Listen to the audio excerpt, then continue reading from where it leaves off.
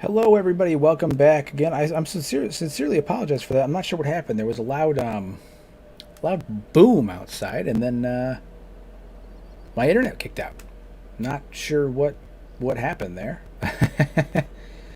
My best guess is that someone ran into a telephone pole. It happens, you know. I live in the burbs, so on occasion that does happen. But yeah, big boom outside, and then internet gone. But we're back up. That was super annoying. I do apologize. It didn't sound like thunder. It was very echoey. It sounded like almost like someone smacking a dumpster, like that, like echoey, like reverb sound. Super annoying. But I guess I'm gonna have a part one and a part two on this stream tonight. Stupid. No big deal. But I do appreciate you guys joining back up. Hopefully that's the last technical difficulty we have. But you know, we'll figure it out from there. I'm gonna give it just another minute for people to rejoin back in. The only thing that happened while you guys were gone was I got attacked by triangle bandits for a brief moment, but then I paused it. So we're back. Super weird. Super duper weird.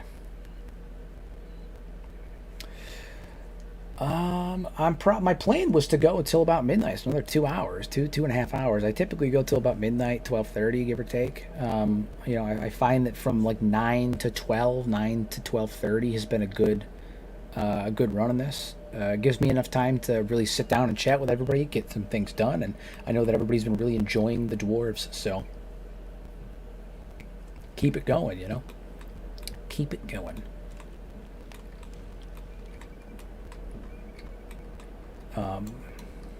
As for the series as a whole, if that's what you meant, I mean, I'm gonna run this series until I run out of things to do, or my save file gets corrupted. We'll see what happens first.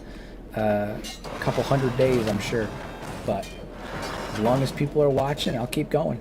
I will keep on going. Welcome back, everybody that's just joining back in again. Sincere apologies for that.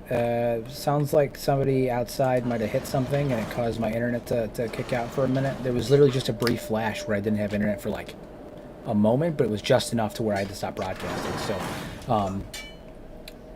not sure what happened, but hopefully no more technical difficulties, and we'll kind of go from there. But all right, so back to what I was doing, which was heading towards the Holy Nation.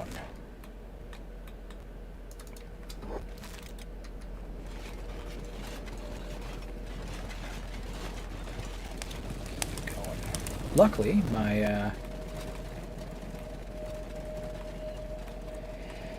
yeah, I'll definitely take a look at the adding that to my collection there, because I hate the spider's range, that's for sure.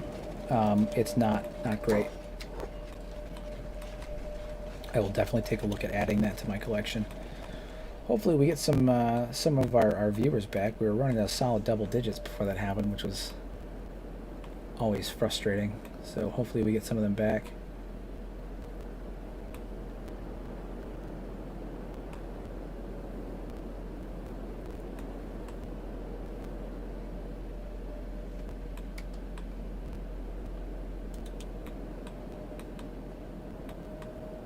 The one upside I think of streaming is that when things like this happen, is as frustrating as it is for me as a content creator, because I'm a huge perfectionist. I'd like to think that comes through in a lot of my videos.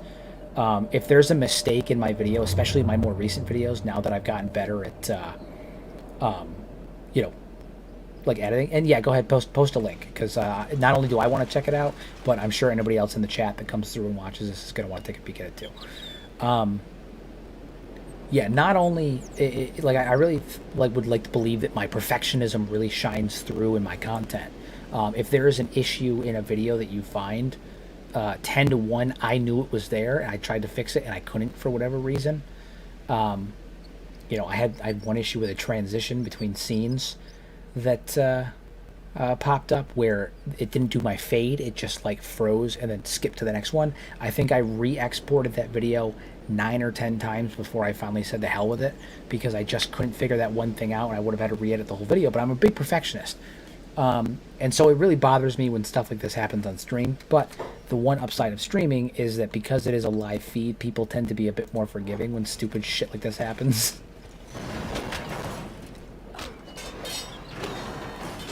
Fight off some hungry bandits.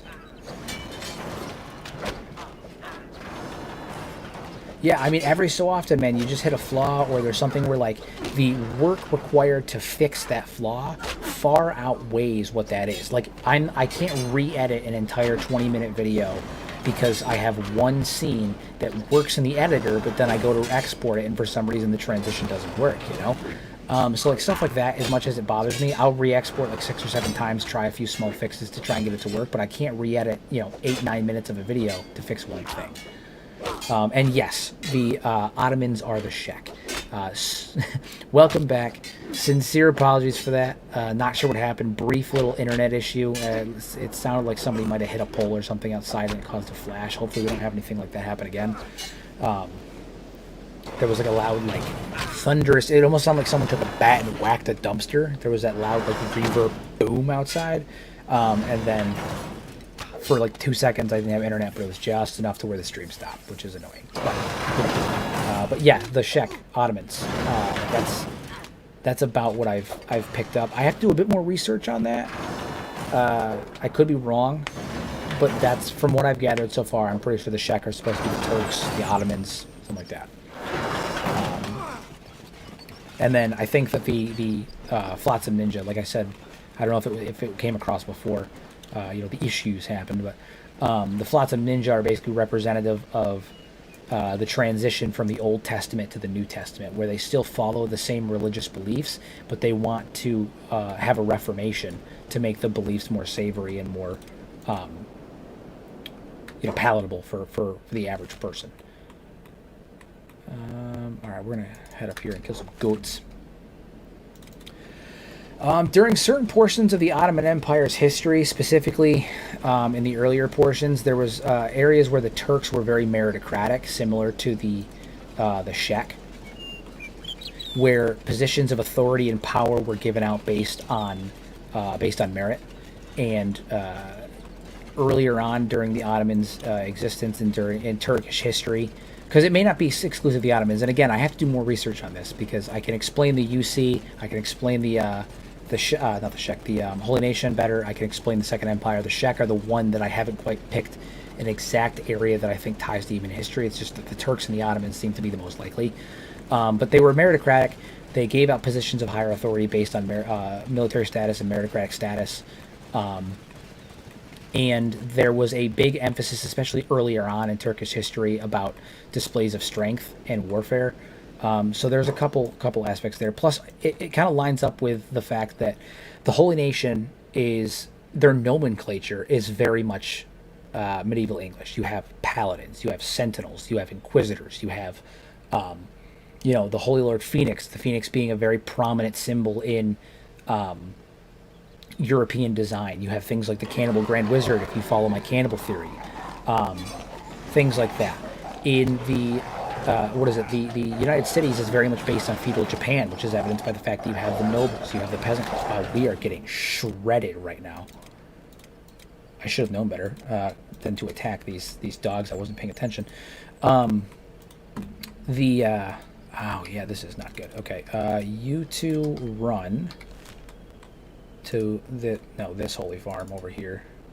Yeah, run over here. Haul it, cheese it. Anyway, the Second Empire is very much the Roman Legion. They're very much their nomenclature is based on the Roman Legion. They had an emperor. They have the Legion. A lot of their bone dogs are terrifying.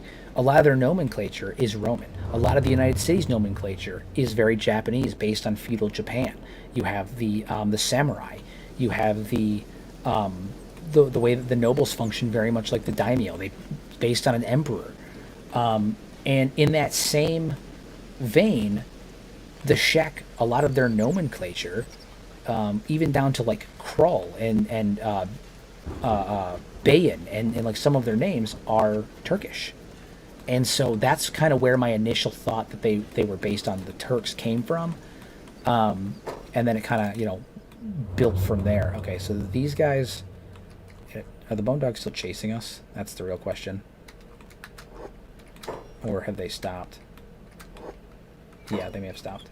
Yeah, it's called Ironsides. The old Ironsides mods are, yeah, they're basically autonomous mechs. I'm using them in this playthrough because I'm playing as dwarves, and the dwarves are my dwarven empire, my kingdom, is loosely based on the dwarves from the Dragon Age series, and so these golems are, I mean, these guys are essentially meant to represent my dwarves golems, right? But the Kenshi equivalent, so they're mechanized golems instead of magical golems. I just thought it was a nice touch.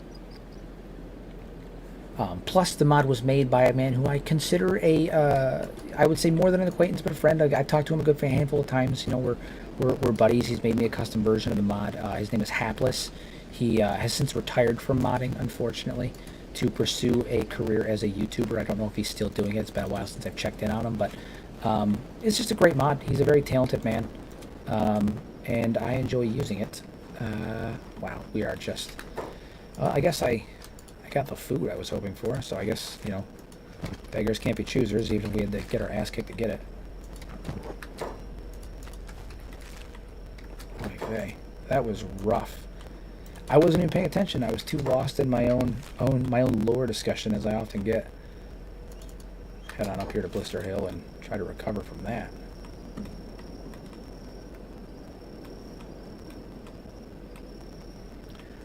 So yeah, but that's why I tend to think that the Shek are based, like their culture and everything is based on the Turks, because and the Ottomans, because their nomenclature lines up with it, and it's just from the bare bit of research I've done on that particular group for like their real world connection, it makes sense. And with every other group in Kenshi, every other major faction in Kenshi having a real world equivalent, it just makes sense that the Shek would as well. And then some of them actually, I don't know, you know, some of the other like sub factions or the minor factions actually have roots in other video games. I don't think I saw any a link come through. I don't think I did.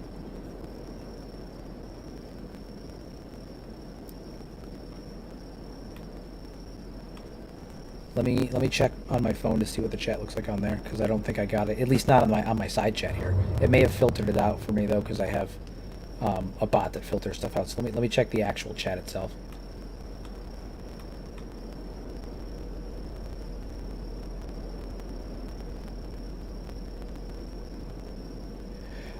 No. So let me. They're not like a one-to-one recreation, but the cultures are definitely like based on stuff, and let me explain why. So specifically the UC, because that's the example you cited, is based almost solely on feudal Japan, rather than earlier industrial capitalism, because a lot of the cultures aren't based on specific like economic structures. They're more based on realistic examples. So in feudal Japan, there were several emperors, but the emperors were all figureheads, very similar to Tengu, right?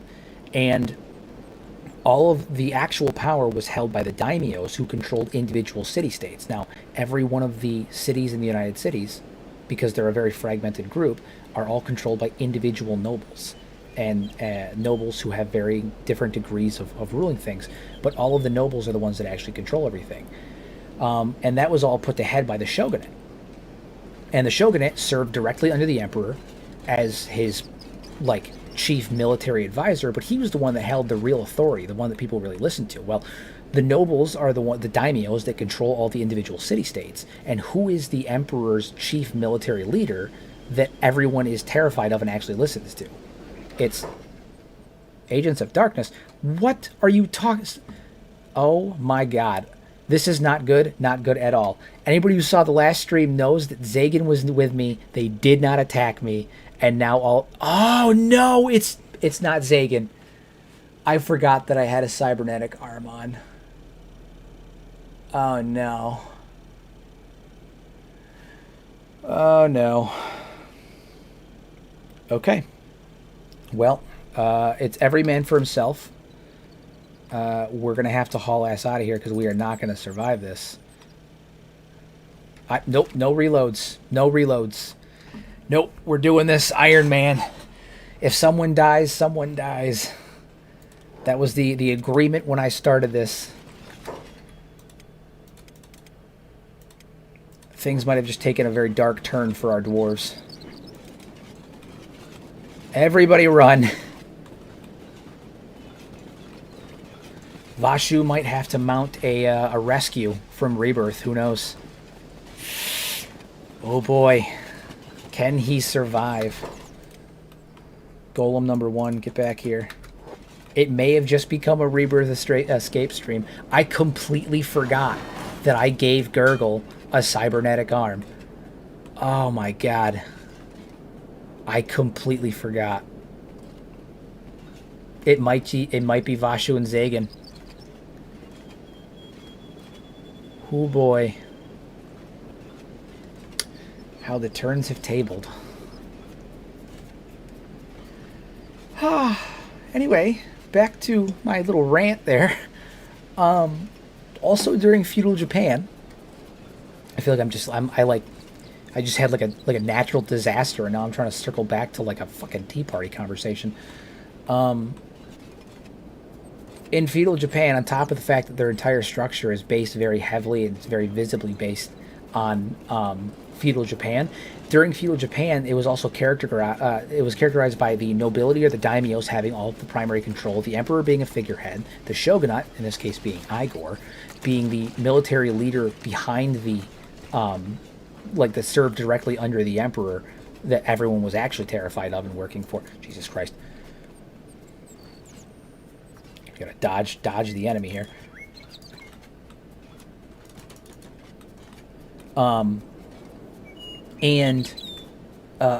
It was also characterized by mass peasant revolts. That was a huge thing. And what is actively going on in the United States right now? A mass peasant revolt. Their entire economy was propped up by, in the United States, their entire economy was propped up by the nobles, or the daimyos in this case, abusing their populace and stealing their food, and it was characterized by large amounts of peasant revolts. So the UC is definitely primarily based on feudal Japanese culture. And then I could break... Oh my god, they're still chasing me. Where's Zagan at? Oh my god. Let me get down this lake here. How are they doing? Let me back up to you guys. Ooh, they are alive. They're alive. They live, but they do not live well. Thank you, everybody, for the membership. I don't know who did it. It seems like what was it? James, was that you again, my good guy? Did you just generously give people access to the Mad Lads Guild? Because you're a true Chad like that. Thank you, everybody, for the memberships. I do really appreciate it. Anybody who doesn't know, membership gives you access to any of my videos, my long-form content when it gets released. Oh, it was you! Kane, you're a unit. Absolute unit. Thank you, good sir. I love my Mad Lads. I appreciate every one of you guys. Oh my god. Vashu's down. King Vashu is down.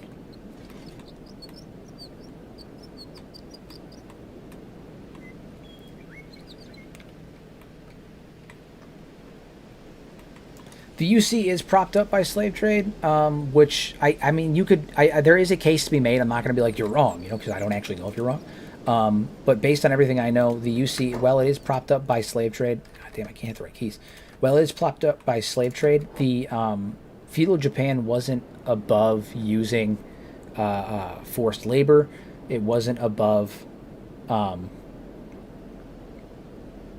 it wasn't above using forced labor or any of that stuff. If you weren't actively participating in your work, you could be killed by your daimyo. You were abused. So it may be a like I said, I don't think it's a 1-to-1, and I don't think it's a 1-to-1 example, but I definitely think that there is a large case to be made that it is based primarily on feudal Japan. There might be aspects of the military. Modernization and industrial complex in terms of their economy in there, but I know that every one of the major factions in Kenshi has some kind of real, well, excluding the Western Hive, because we don't have an example of like a pheromone-based bug people or anything similar to it. But maybe cults, maybe it's Scientology, maybe they're Scientologists. But I know that every one of the major factions has some kind of real-world equivalent, and then the sub-factions are kind of, that's where things get really, really messy.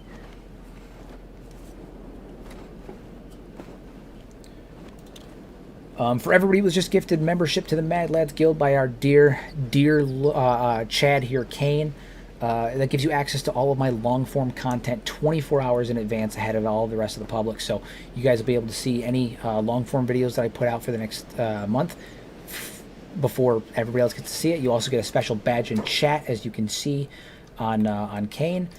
And it gives you access to members-only polls and members-only community posts, so you guys can help decide the future of the channel and the things that we do moving forward. So again, sincerely appreciate all the kindness here. Kane, you're an absolute lad.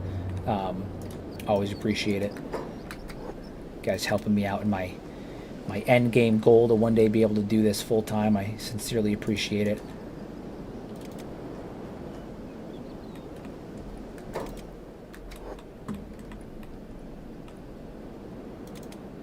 Oof, Gurgle getting downed again. Who are they fighting over here? This is so messy. Oh my god. I did not expect that. I completely forgot that Gurgle had... Listen, man, I appreciate anything anybody can give. I'm not a greedy guy. The fact that anybody gives me anything is testament, is fantastic. I would never ask for more. I don't want anybody to ever give me anything they can't do or anything of the sort. I'm just happy people are here watching, and that anything that comes after that is icing on the cake. I appreciate everyone just being here, hanging out with me, and enjoying my content.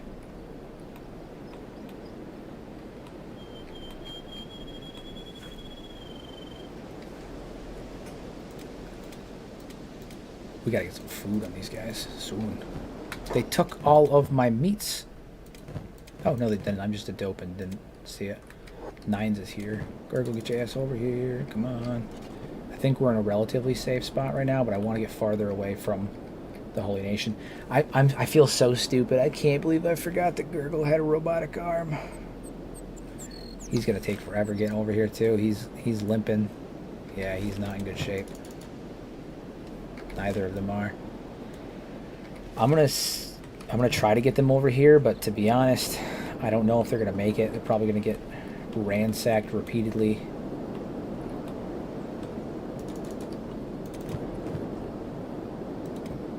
I hope you guys stay together at this point. Now we're gonna take you and you out and have the rest of you guys stick together.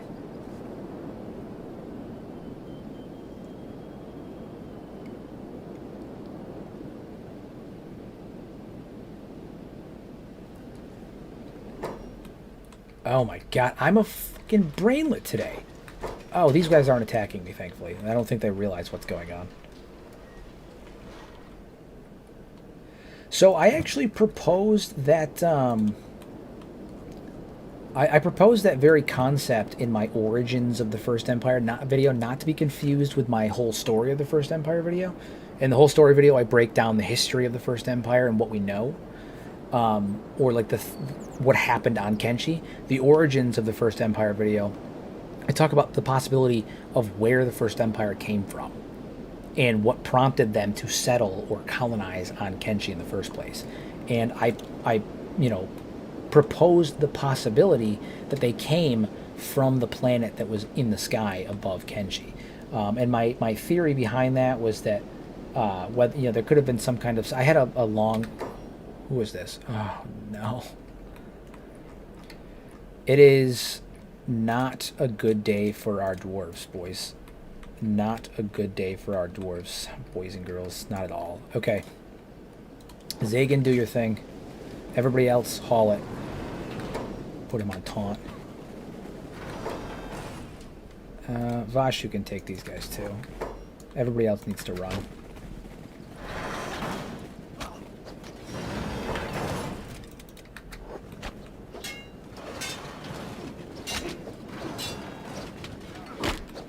Oof. The issue is that we were doing too good for too long. We were doing too good for too long. How's Zagan doing? He's going. Zagan will take hits because he can't block, but he has so much health and he deals so much damage that he can probably work his way through them.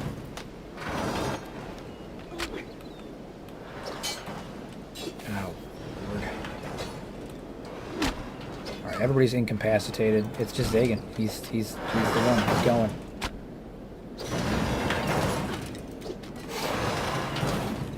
Yeah.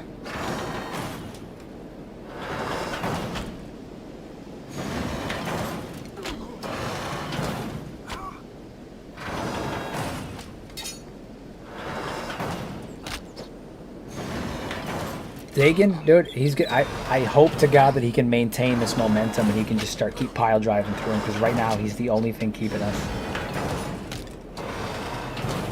He's just moving so much.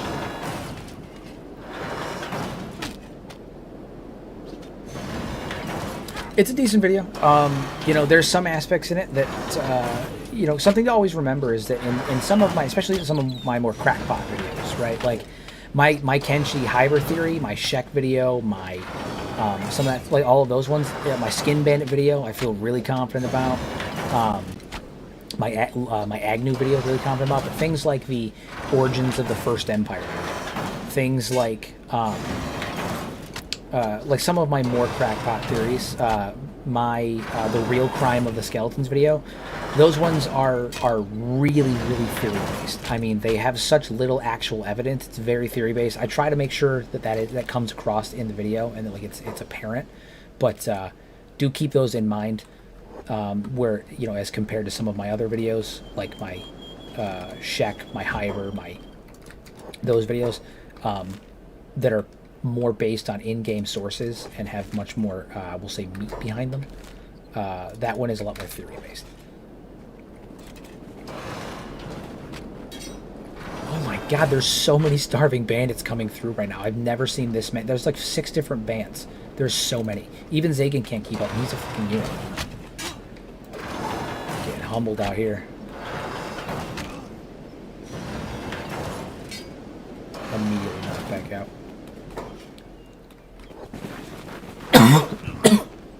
It is a bad day to be a dwarf. Bad day to be a dwarf. Try his best. He's just gonna have to try his best. Put Griffin down. Nope, he's out. Gone. Zagan, how you doing? We're gonna speed this up because I don't think Zagan's gonna be able to take them all. That's for sure. But I'll take a number of them. Oh wait, Vashu's back in the fight. He's back in. He's giving it a go. He's trying his best.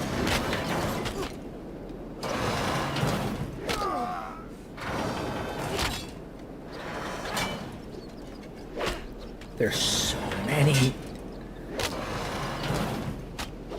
Yeah, they're wearing him down. And here's the thing. Like Zagan, if you put him up against paladins, he wouldn't last very long, right? But like against starving bandits, their stats are so shiny that like he can take a good number of them. But there's just so many, and he can't block because he's listed in the game files as an animal. So like, cannibalism? No, I mean not so much. I think the cannibalism isn't necessarily based on anything in particular, or like any real world substance or anything like that. I think that the real world examples are more primarily based for the main factions, like the major factions in the game, whereas like a lot of the sub factions don't really have real world examples. Some of them actually have other games examples, like the Swampers and Shark in general is based largely on New Reno from Fallout Fallout 2, I believe it was, and New Vegas from Fallout New Vegas, because you know it's essentially independent city that is controlled largely by criminal organizations, and also, like, in interviews they've said before that it was based on those two, so that also helps. But like, so there's other examples outside of real world that things are based on, but the major factions like the UC, the Holy Nation, the Shek, Second Empire, those ones are based on real world. They have real world examples. My other golem, he is slowly limping his way over here, but his leg is very wounded, both of them. No! I'm gonna be heartbroken. If they butchered Zagan for me, I would be heartbroken if they killed him. Alright, we're at the tail end.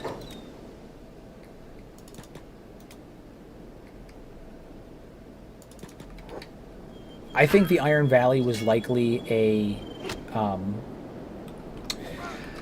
don't know, based on the shape of it and like the look of it, I think that it was largely like a resource vein, which may be how it got its name, the Iron Valley. It looked like it was a resource vein because the Black Desert looked like it was a production, a means of production during the First Empire. You know, the current state of the Black Desert with its acid rain and all that stuff could have been influenced by the kinds of building that was occurring there. You know, there's megalithic structured ruins in the Black Desert that suggest that there was at least some kind of inhabitants there during the First Empire. And so I'd like to think that the Iron Valley was basically churning out the... So the Iron Spiders actually came from a different section of the map. I can actually show you right where they came from. The Iron Spiders came from... Where was it?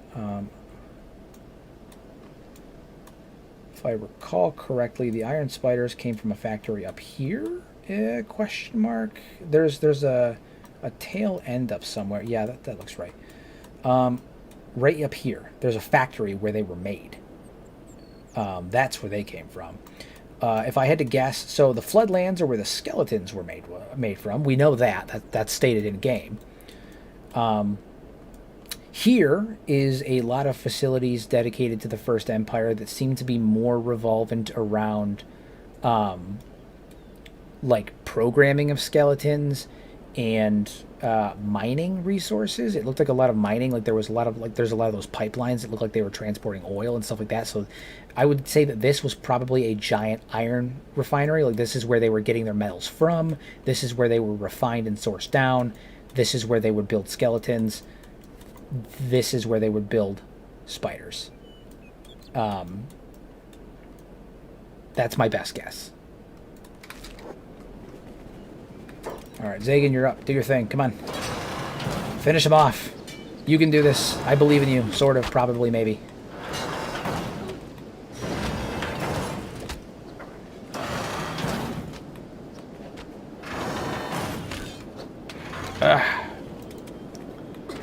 This is a real, oh my god, there's triangle bandits now. This is the most Kenshi thing I've ever seen. Will the Dwarven Kingdom survive this? The great hungry bandit battle of 1042.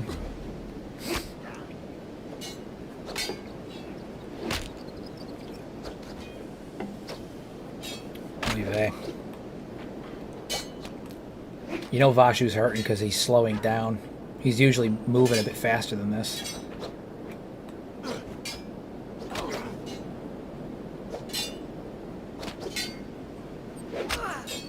Gotta give it to him as a leader, though. Even with one arm busted and one of his legs basically incapacitated, I mean, he's giving it all he's got. You gotta give it to him. I just had to do it to him. Vagan's up. He'll give us a little bit more of a fight.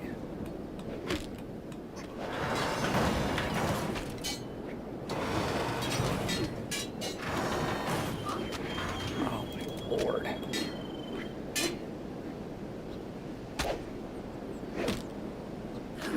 Yeah, that doesn't shock me. They cause bleeding. How are you guys doing in terms of, like, damage? It's rough. It's real rough. My squad multiplier is set to like 2.5. I did it on purpose because I was using the Ironsides, and the Ironsides late game can get pretty busted. And so I wanted to balance it to make sure that even though they have these golems, they're not going to be like put the game on easy mode. As you can see, I just got wrecked by about 200 starving bandits.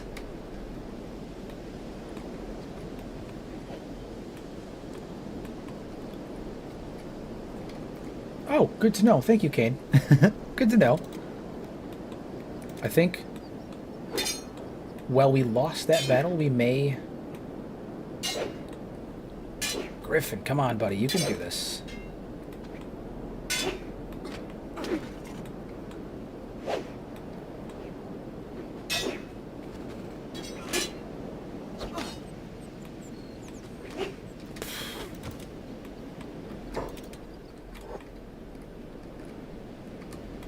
Zagan, he's giving it all he got.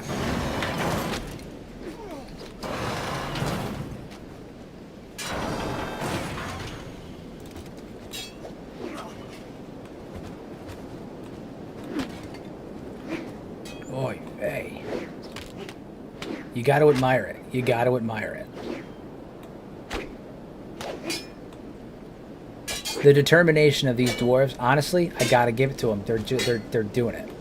We're gonna get a lot of toughness out of this. This is one of those experiences where it really sucks in the short term, but in the long run, it's only gonna make them stronger. It builds character. We gotta get them over here as soon as possible. Once I get up, the upside is that they didn't actually do that much literal damage to us. We were all just so messed up from getting beaten up by paladins that we went down. We probably would have survived that if we weren't already in such bad shape. Gurgle probably ain't going to survive this.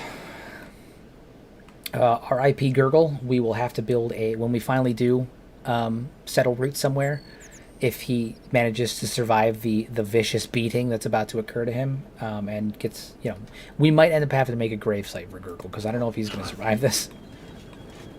This is going to hurt. Oof.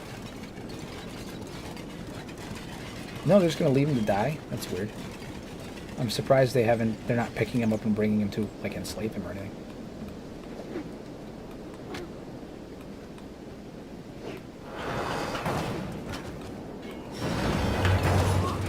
Oof. Hard beat down. My biggest fear right now is that they're going to, because Zagan is listed as an animal in the game files, my biggest fear right now is they're going to butcher him for meat, because then I lose what is essentially supposed to be my head golem. And I'm going to have to replace him, and I know what to replace him with. I'll replace him with Kenshi from the Black Desert City, but...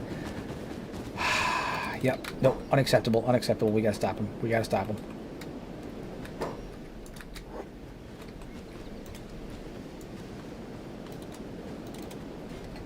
Come in. No. Oh my god. For the love of all that is holy, don't let him do this.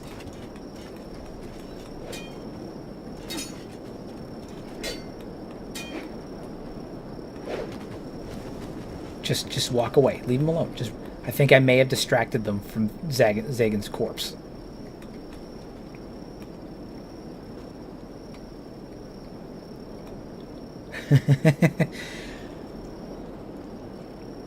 What is it? When Hapless was making the mod, he tried to make them their own entity for them, and it wasn't working. So instead, he ended up making them classified as animals. He tried to make them classified as NPCs, but he couldn't get the animations to work because he gave them custom animations, as you can obviously see. And so he had to classify them as animals in order to get them to work properly. And so they can technically be butchered for meat.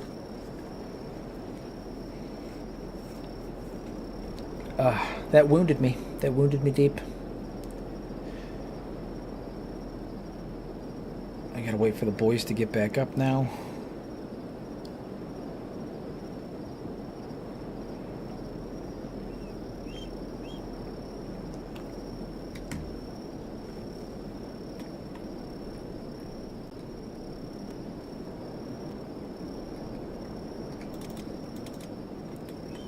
Alright, Zagan can stand guard for a minute, and hopefully that'll be the end of that. No. No, no, no. It's just one. He should be able to take him without much of an issue.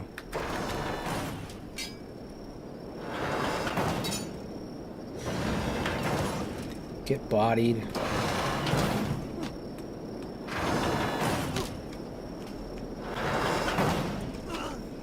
Yeah.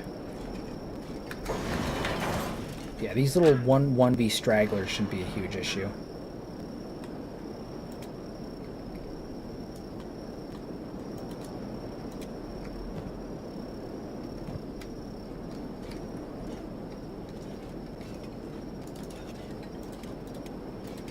Try to get everybody over here as quick as possible.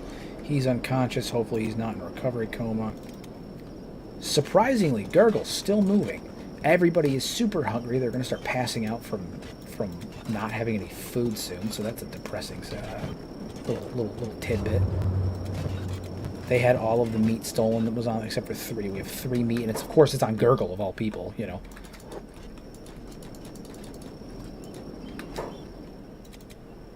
Oof. Really dark chapter for us, that's for sure.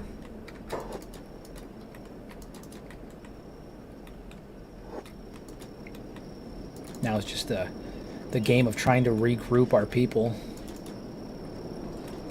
Upside, Vashu is moving again. He's in bad shape, but he's moving again. Alright, let's try to repair ourselves up a little bit. If we can get Zagan back up to snuff, then we should be, I wouldn't say good, but we'll be better. Because, you know, he can keep us marginally safe for a while.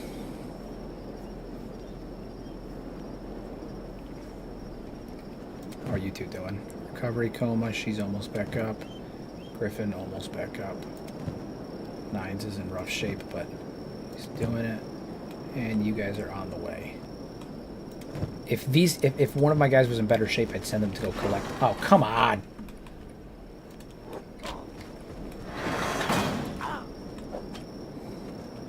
Yeah, definitely going to the big book of grudges. We of the Dowie. Upside, Zagan should be able to take them this time.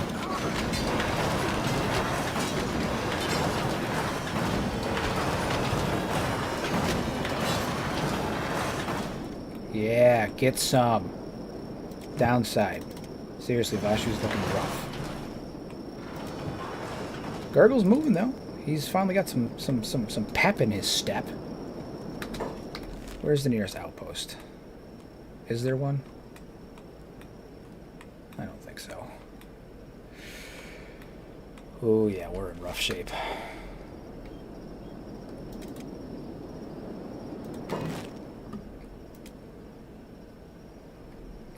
Campfire. Put 3 campfires down. Yes, that is a good move. They should have a couple of med kits. Although Gurgs here does have a good quality med kit on him. The main issue right now is just getting their limbs to heal enough for them to be able to move at an effective speed and getting some food, because they're going to start passing out from hunger real soon.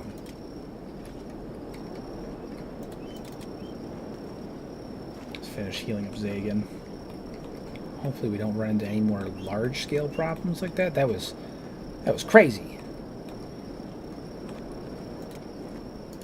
This golem is finally picking up the speed again because his limbs have recovered. His limbs are auto-recovering. He's got a decent heal rate, so like he is recovering slowly, but now he's recovering at a speed that's he's recovered enough that he can actually move again. So we are starting to recover. That was really close. I really thought that I was going to lose at least 1 dwarf. I was so positive of it. But, nope, we made it. Somehow. Get a little food in my guys. His arms are completely totaled. She is up and moving, though. How's Griffin looking? He should be up and moving soon. Nines is down. Alright, we're going to have her carry Nines. And we're going to have Gurgle carry Griffin. For now. Griffin will be up in a minute, but we got to get the hell out of here.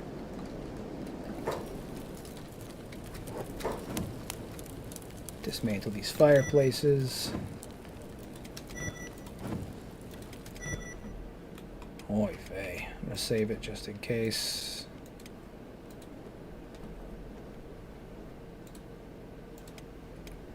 Not that it matters, I don't reload, but I'm just saving it in case, you know, it's been a while. You know, Kenshi can be a little inconsistent sometimes with crashing, so I might have to steal some food. The problem is I have nobody that has decent stats in terms of, like, stealth, so stealing is going to be more like raiding, and that's if I can find somewhere that's low enough defense that I can actually get in there and steal.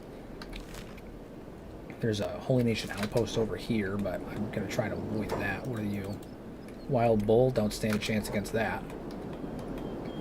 If we were a little bit more, like, healed, I would say we could go take some goats, but we'd get absolutely wrecked if we tried to fight goats right now, so. Kenshi. This is what Kenshi is. It's just when you think that you've got a good handle on things, this happens. Alright, where's the nearest outpost that I could probably get to? It's nowhere nearby. Literally nowhere nearby.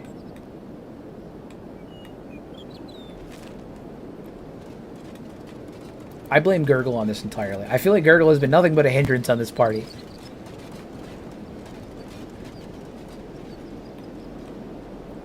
Since day one. Since literally day one, I got Gurgle and he was no use. He was basically just a backpack. And then he finally, like, started to develop a little bit of use, and then he lost his arm. And then he got me attacked by the Holy Nation.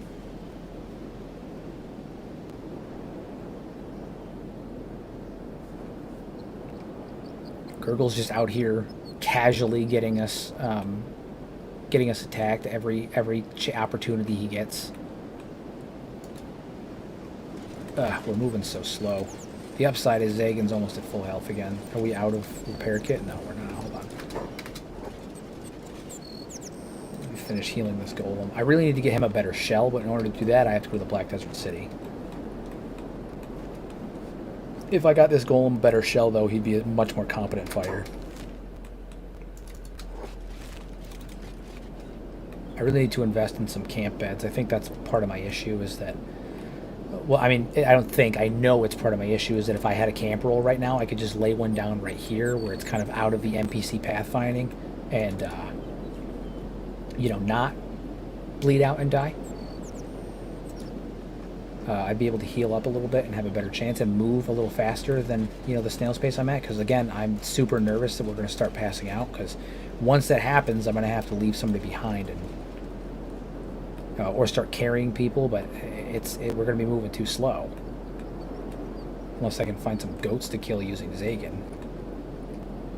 Because he's going to have to do it all. I mean, nobody else can even stand up right now. What are you? Triangle bandits. Awesome.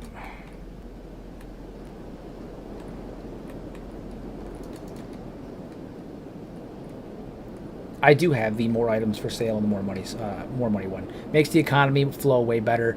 And also, nothing pisses me off more than when I go to a shop to try and sell stuff and they have no money on them. Nothing makes me more angry than that. I don't know why, but it infuriates me.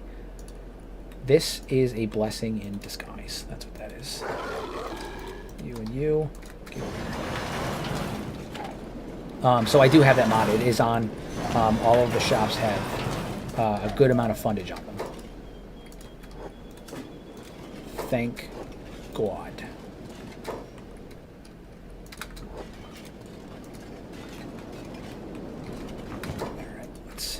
Get some more meat on the fire. Never before have I been so happy to see a dead dog. Never thought I'd say that at all. I've never been happy to see a dead dog, and yet right now, I am so happy to see a dead dog. A dead bone dog.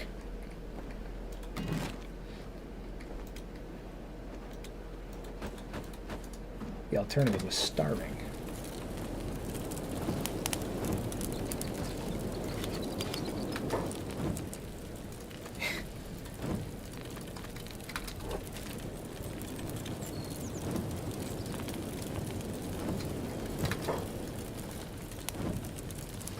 This won't keep us fed for long, but it'll at least give us a start.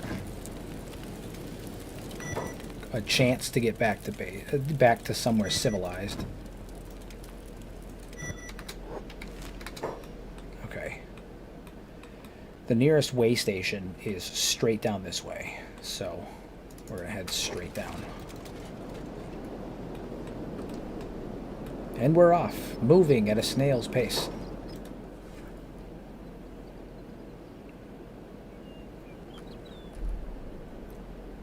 You see it?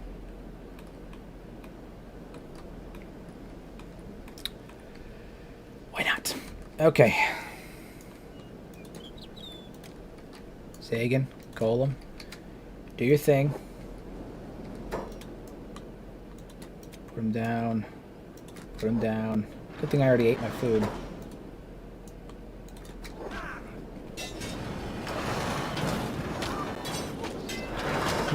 We're holding the line right now.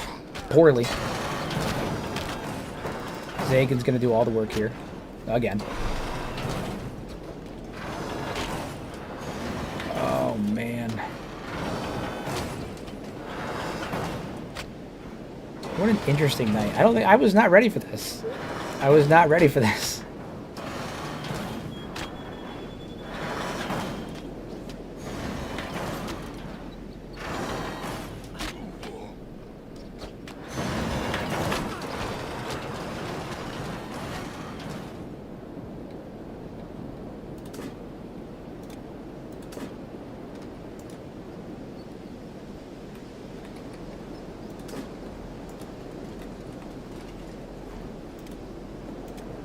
Upside is we didn't really actually take much damage there.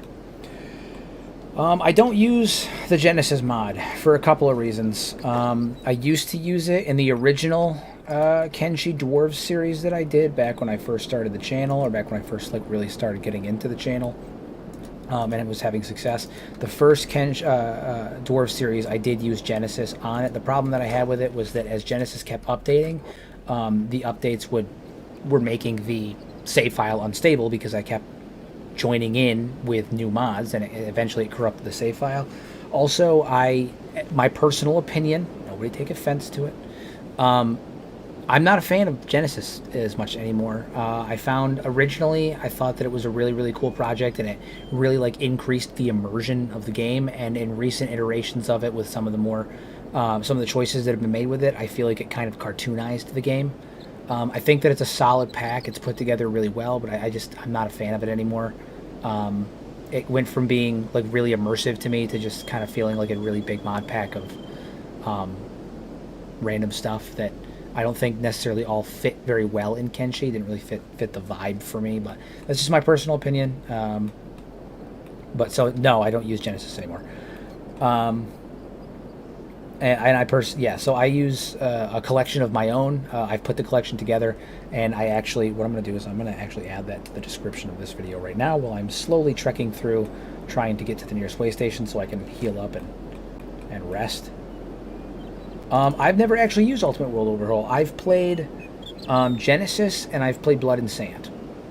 I've never used Ultimate World Overhaul, though. And E-Odyssey, I don't think I've actually even looked into it. I think this is the first I've heard of it. Yeah. If you guys are interested, I brought it up a couple of times, but if you guys are interested in my load order and everything that I have going on here, in the description for all of these live streams, I do have a link to a Steam collection of all of my mods, so you can download all of my mods in one go. And I have to edit the description for this particular stream, but I have it there as well, so feel free to take a peek at that if you are interested.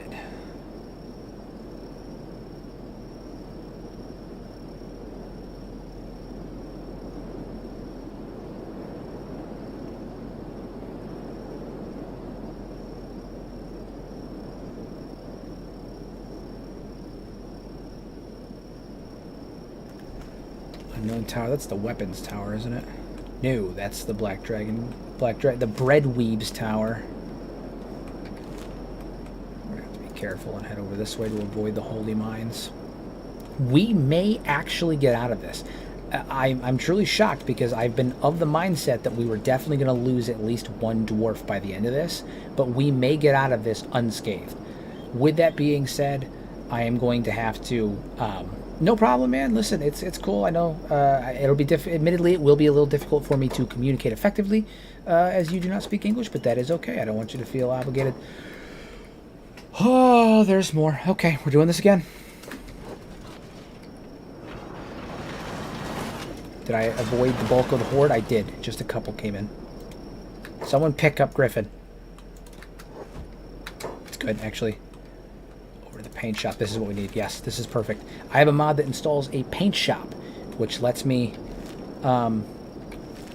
do exactly what it says. It lets me apply paint to my gear. So I'm going to do that now, which will be 2 birds with 1 stone. I get to uniform my squad, which will be nice, and I also get a bed there to heal up with, so I can, you know, not fucking die. There it is. Just get to the paint shop. We'll be all good. We'll be all good. But no, I appreciate you you joining in. You know, I will try my best to accommodate. But you know, if you have any questions, just let me know, and I'll try my best to help you out. Yeah, paint shop. It's literally it's a must-have mod for me. It's the Dyer's Guild mod specifically. It adds various paint shops across all of Kenshi, like in random spots, not random, but like in specifically placed spots, where you can go in, put your armor on a rack, take it off, and put it back on, and it'll apply a paint color to it, so you can like create an actual uniform for your group that has like a color to it. Literally one of my favorite mods, like a must-have mod. So you can see it's got all of these color schemes, and then you can apply it to your armor. So actually, I got to come up with a good color scheme for my group. I got to do something. I want to do something I've never done before.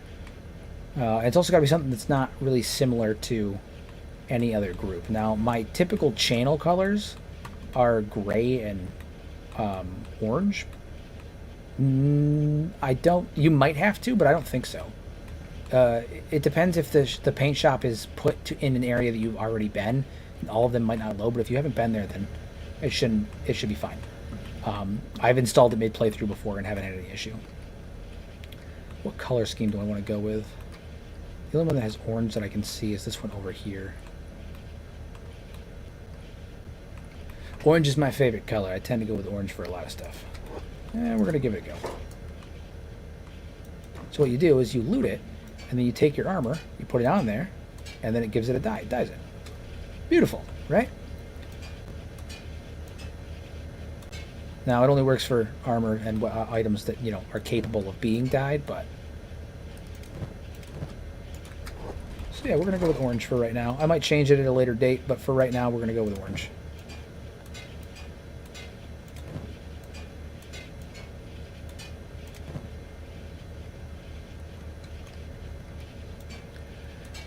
I like the Medic and Healer Guild. The problem is the town that it adds. Now, in order to dye Griffin, I have to actually remove the dye. They also have a dye removal system, so you go up to this guy here, you talk to him, and you sell your armor to him, right?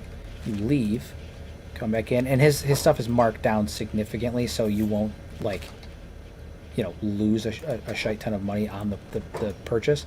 But you sell your armor to him, and it clears off any dye mods that you have on it, and it gives you the opportunity to re-dye it, which is super helpful.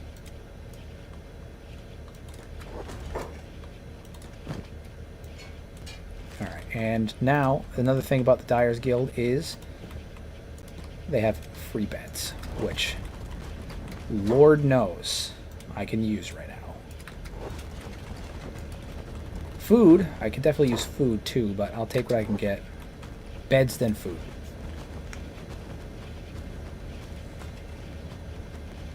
The issue that I have with the Dyer's Guild and Medic's Guild is that it adds a town in a spot that I typically like to build, which is a stupid reason not to use it in this particular playthrough because I don't plan on building there, but that's why I don't typically have it, is it's in one of my favorite build spots.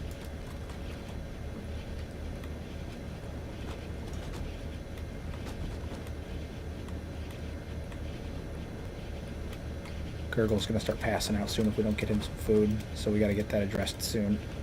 If I can get Okay, so he's healed up, so we're gonna pick you up. Alright, we're in good enough shape now that we can run. And move at a decent speed. We gotta get to that way station. Oof. New headphones.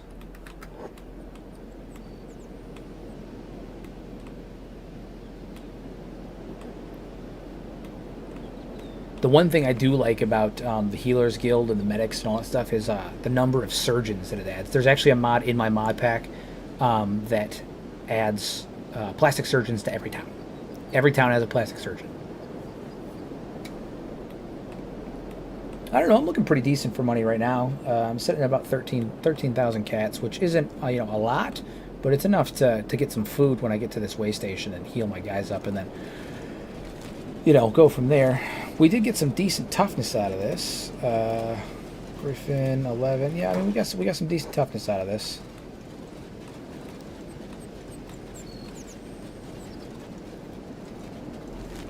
Oof. What an evening. Near death in the Holy Nation because I'm a dope and didn't realize that I had a friggin' robotic arm. What are those? More hungry bandits. Naturally. Why wouldn't there be? I am going to go over here because I'm pretty sure that is the weapons tower. I may be wrong here. No, that's not the weapons tower. That's a random shack. Yeah, I'm a dope. I don't know what I'm talking about. Weapons tower is somewhere else. We gotta get food bad. What are those? Escape servants? They won't bother me. Yeah, I'm gonna. It's safe to assume that the cats are based on, like Catlon. That Catlon probably unified the currency and created the current currency, and it makes sense because the Age of Chaos was, predated the First Empire. Was an age where there was no civilization. There was no real factions or notable factions that we're aware of.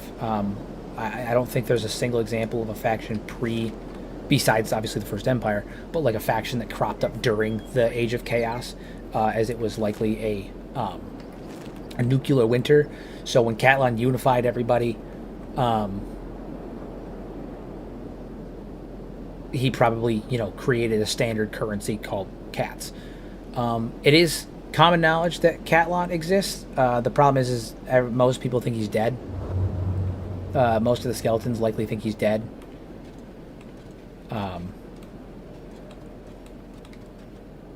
Or they know that he's, sitting in exile in the Ashlands, but he's, off doing his own thing. Amongst the skeletons, it's common knowledge who Catlon was. Hello. Hold on. Oh, no, those are slavers. That's not going to help me. I thought maybe it was like a caravan that got raided, and I could swoop in there all stealthy-like and, Oh, come on. Okay.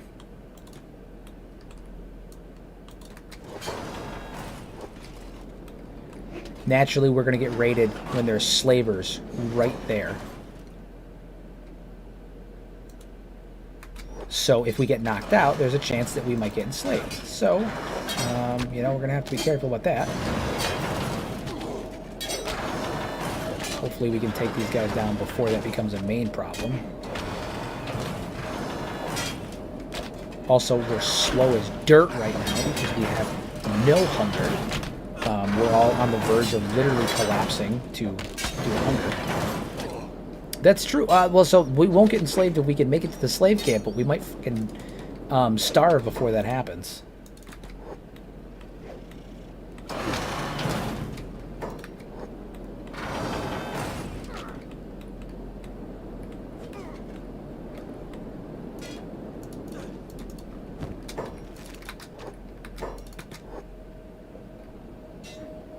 Alright, so we took out this little group of bandits here. Where was the dust boss? I do want to take his helmet and his spiked armor and his boots. Alright. Get the hell out of here.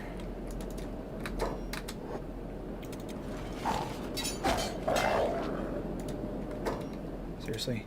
I think this golem is stuck. Yep, he's stuck. Okay. Pick him up.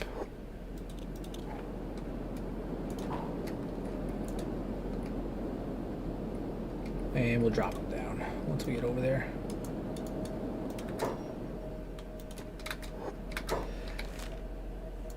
We're so close. Salvation is literally right there. We're so close. Oh man, this has been an absolute, I wouldn't say a disaster because we're all gonna come out of this alive, but it's been, oh boy. Oh boy.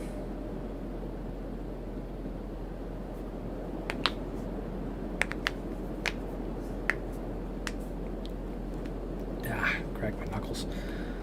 We're almost there. Food is within our grasp.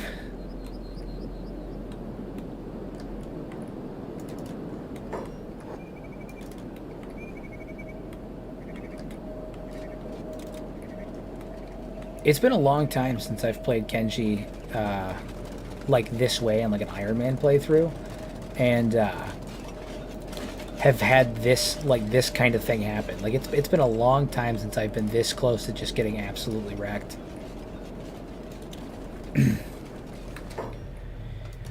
We did it.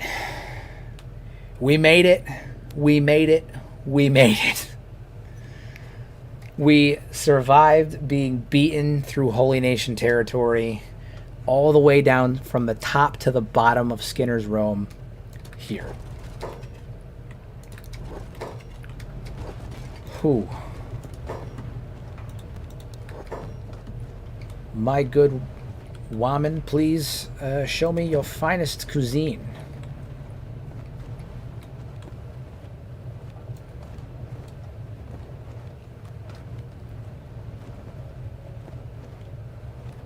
Two of you. Some of you.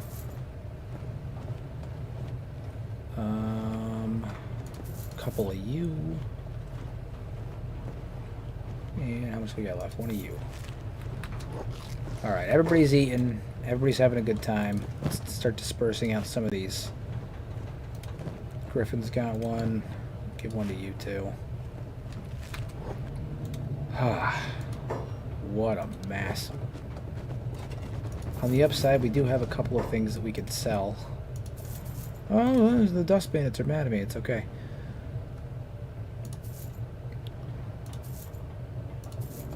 Not a lot, but there's a couple of things that we can sell. Anything else? Oh yeah, there's one.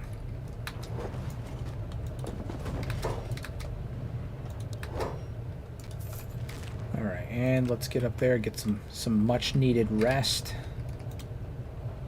Not you, you're good. You can get some rest. You're pretty fine. You need some, and I need some. What a trip. How are we doing though? I'm glad to see that you finally have stats turn the positive again.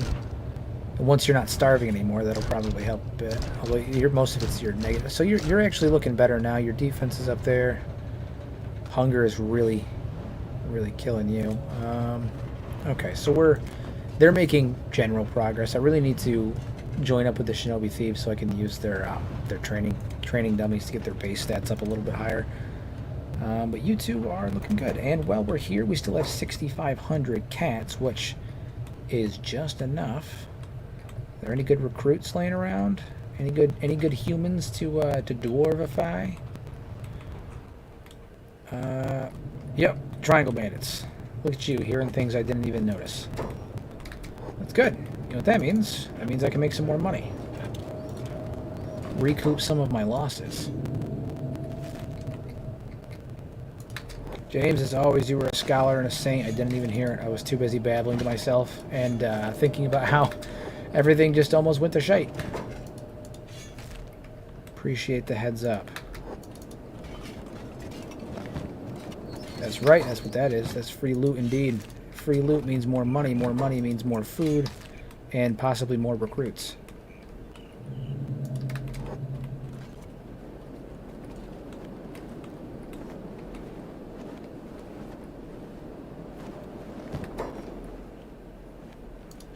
I might be able to get most of it. I'm more interested in the weapons than anything else. The clothing doesn't really sell for anything worth carrying. For the amount of space it takes up, it's not worth that much. The weapons, though, take up very little space. And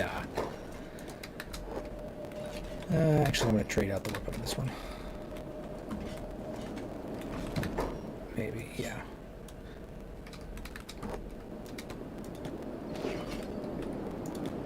Kick his ass.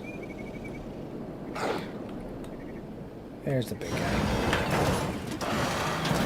Just bludgeon him. There we go. And Zagan's out here now, so I don't have to do any of that. I can just take it. He does. There's 3 leaders of the Triangle Bandits, actually.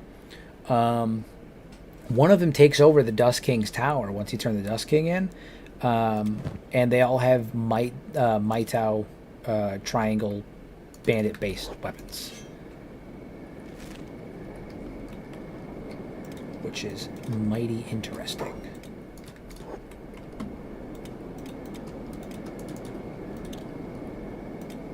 Alright, you two get in here, because we need to sell some more stuff.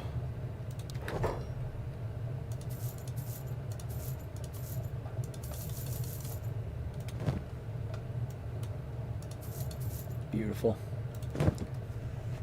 Yeah, it's like this giant greatsword, but it's got a triangle piece on it. That's one of them, and then there's also the little triangle beak that I just sold a bunch of. There's a Maitao version of that, and then there is a Maitao version of the triangle spear, I believe, the pole arm there. So, but a lot of those Triangle Bandit specific. Like the 3 leaders of the Triangle Bandits don't usually show up unless you take out specific factions. Like one inhabits the Dust King's tower. I think, don't quote me on this, one inhabits the Black Dragon Genning's tower, and then there might be one other one too. But there's 3 total. So I've always pronounced it Maitao, Maitao instead of Maitao. I mean, I don't know which one's technically like phonetically correct, but I've always pronounced it as Maitao. I have no idea.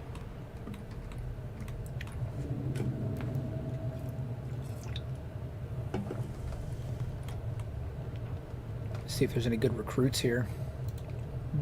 Got to find some humans, some Scorchlanders or Greenlanders to dwarfify, but it doesn't appear to be that way. I do not appear to be that lucky, not today. That's all right.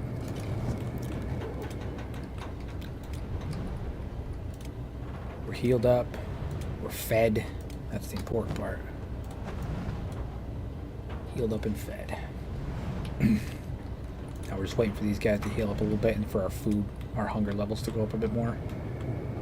And then we can move out. Because right now my guys are moving slow as hell too.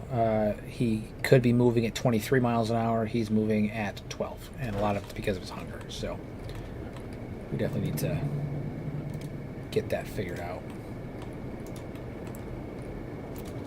I need to find a mechanic shop is what I need to find. Like an actual robotics shop, because they will sell shells that I can put onto this golem so he doesn't suck so much. Because right now he's using that crappy broken V1 frame. And that ain't going to work. Not in long term. I need to get him in something better. That'll up his stats too, because right now his stats are decent considering he's wearing that crappy equipment, because like it sets his base stats, but he'll be way better when I can put him in, you know, something good.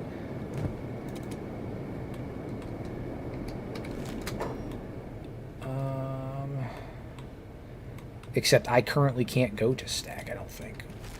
Well, I mean, I don't have a bounty with the Holy Nation anymore, so one of us might be able to, but what to do.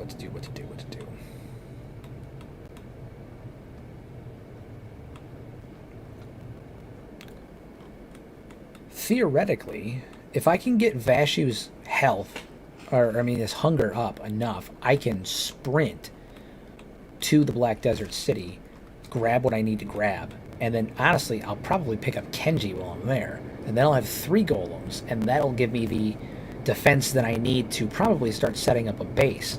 Because between 3 golems, while I'm still going to have a hard time, I should be at least able to keep my base secure. So I think that's what I'm going to do. I think the going plan is to get my hunger level up on Vashu, get him fed and whatnot, get his speed back up.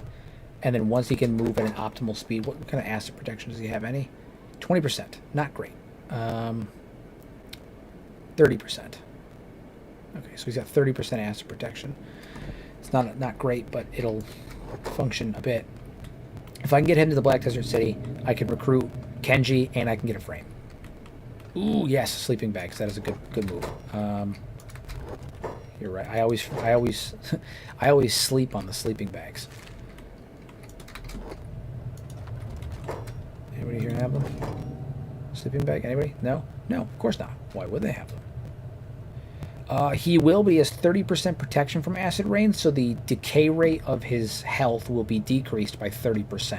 So, realistically, as long as he goes in with a full health and he can move fast enough, I can get to the city, get into the bar, where I can then recover from the acid rain, and then... Oh, you're right, look at that. Recover from the acid rain. Thank you. I completely missed it. James, again, as always, scholar and a saint. I can recover from the acid rain, do the things I got to do, go back, and then come back here. All right, so we're gonna put those actually on Kenshi though. Let him be the storage on that. All right, what's his move speed right now? What's that looking like? 16 miles an hour, 5 from encumbrance, 10 from equipment. I'm gonna take it. It's dangerous, but the king is running a solo mission to the Black Desert City. Wish me luck.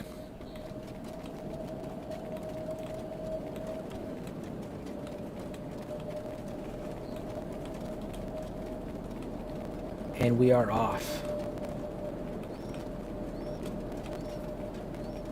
This is a risky move, but this whole night has been categorized by risky moves, so why not keep it going? Oh, actually, you know what? One of these guys might... Let me check these turbines. Dust storm protection, they gonna help. Is there anybody else downed over here that might have anything? Slaver. Recovery coma. No, not so much. I'm gonna take that though.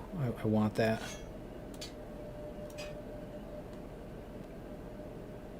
Exactly. You've nailed it. I didn't say that this was going to be... I didn't say that we were always going to have the best ideas. I promised entertainment, not intellect. That's hilarious. Anyway, moving on. Yeah, I promised entertainment, nothing else. Seriously? I'm being attacked by a fucking Garu?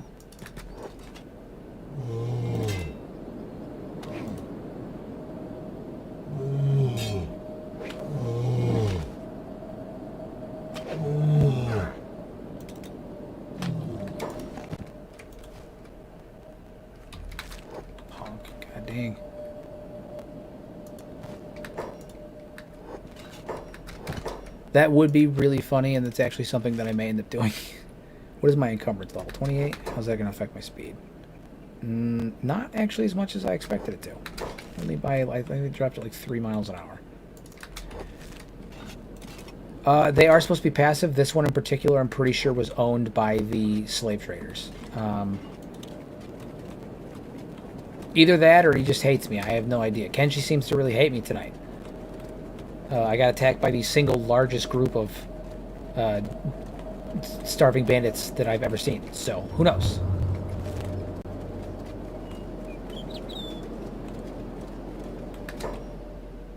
Yep. Alright, we're going to have to shed some weight here. How much do you weigh? 1 kilogram? 1 kilogram? 2 kilograms? What is my moving speed right now? Can I outrun them? Not currently. Oh, man. I was trying to be pragmatic, but... Keep you... ditch the helmet. Sometimes you just gotta shed some weight. I should have brought a backpack. Keep going, keep going, keep going. I'm just faster, just faster. Come on, come on, come on, come on, come on. You know what? Actually, I don't think I'm actually wanted by the Holy Nation. I'm gonna take a risk. Worst case, I gotta do a prison break. This is a bit of a risk because they did try to kill me, but I don't have a bounty, so like, and I'm not actually enemies with the Holy Nation, am I? No, so I should be good.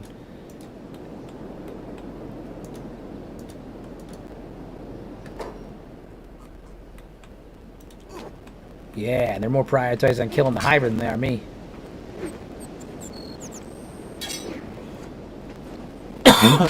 Excuse me. Whew.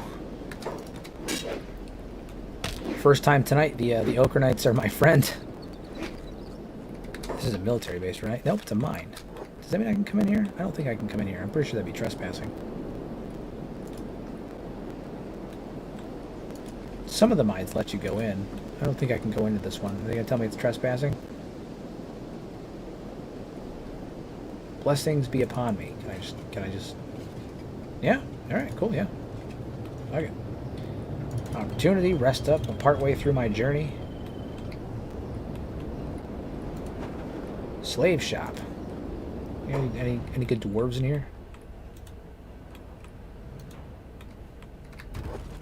Who is running this fine establishment? I come to buy people.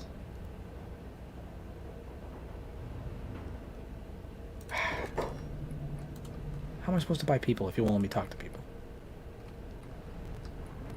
It's supposed to be a slave shop, not a place to go get proselytized at. Come on.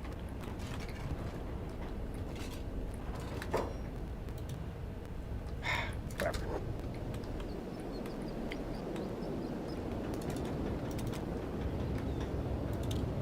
How are you guys doing? Well, they're getting there. Their hunger levels are going back up. We're getting there. We're making gains. Slow gains, but gains nonetheless.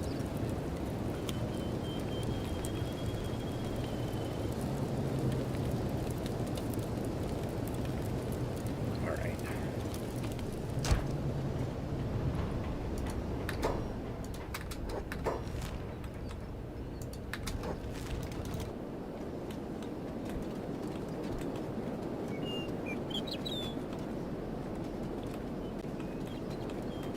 I should have brought some food with me. But I didn't think to do that. Because why would I? That would be smart. There would be some thought behind that.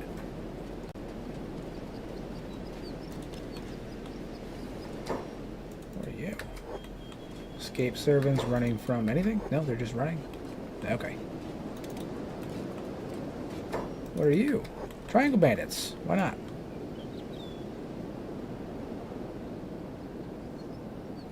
Them. Really risky move, but like I said, it has to be done. My speed is going down, though. If I can get to the Black Desert City, they do, if I recall, have food there. I may be totally wrong here, but they do have food there. I know in Genesis they remove the food from the Black Desert City because it doesn't make sense that they have food there, but I'm pretty sure they have food there. All right, how much damage am I going to take per...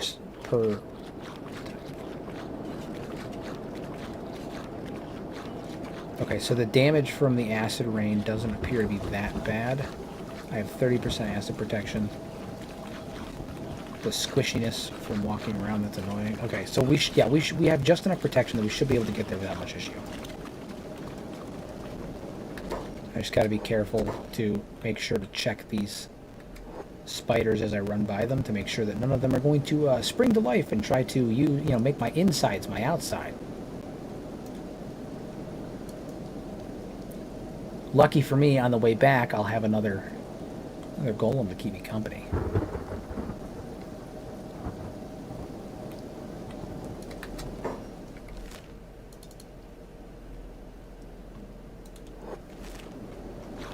Yeah, so the acid protection was enough. It was enough to keep me rolling.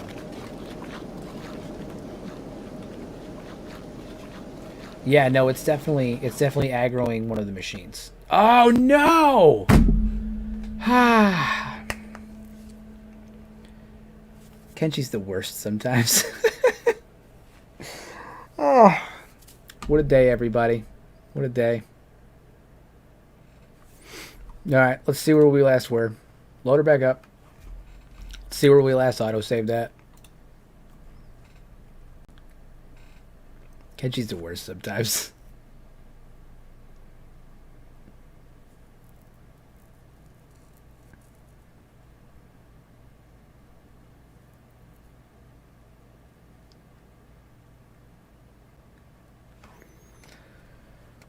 All right, load game.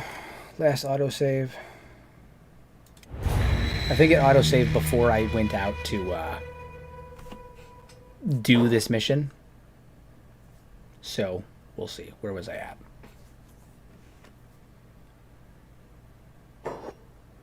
Unlucky indeed. Unlucky indeed. The upside is if you play Kenshi, you know this is what happens on Kenshi. This is literally what it means to play Kenshi. Is things like this. Not great. Kind of have to restart my journey here, but that's okay. I have an idea. We'll be smart about it this time, and by smart about it, I mean I'll bring some freaking food with me, so I don't lose speed. I pick up speed.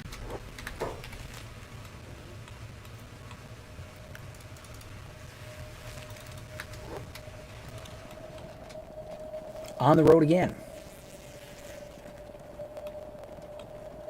On the road again.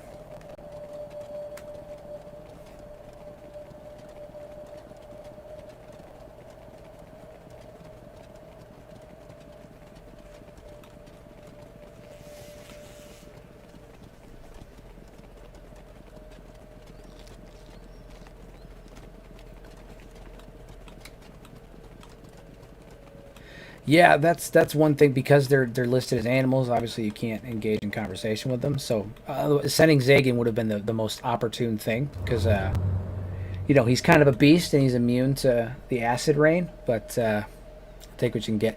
It's funny, because if I'm gonna crash anywhere, it's always gonna be the Black Desert City. I don't think I crashed on Kenshi anywhere except the Black Desert. Even in the Ashlands, I don't crash. It's always the Black Desert, and it's just because of the sheer number of particle effects, the rain. The way that the lighting is set up, the lightning, like there's just so much going on. If I'm going to crash anywhere, it's only ever the Black Desert. It also doesn't help that I'm using a bit more processing power for the stream, because I don't usually crash when I'm playing on my own for like hours at a time. But on stream, I'm using more processing power, so it bogs up the memory and whatnot. So it is what it is. We'll do it again. Luckily, I wasn't that far behind. That destroyed house holds a Mytal weapon, and also the Slaver King is over there from the Weapons Dissemination mod. And he has a Mytal battle pick, if I recall properly. If I recall correctly. Upside is I'm not actually that far behind. Yeah, we're going to save right upon going in this time. In case bad things happen. On the upside with Kenshi crashes, though, loading back in doesn't really take like any time at all. There's not really like a large gap when crashes occur. I feel like I can usually reload pretty quick.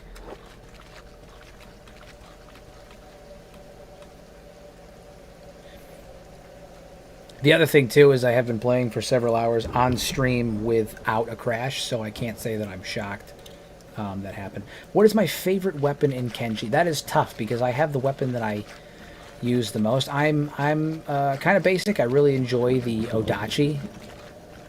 Something about a big ass two-handed katana just makes me feel some type of way. But I'm also a big fan of Falling Sun, because I like watching limbs go flying every couple of seconds, especially late game. Falling Suns are pretty great. But the one that I prefer the most is definitely the Odachi. Something about it, just a big fucking two-handed katana, just makes me feel some type of way.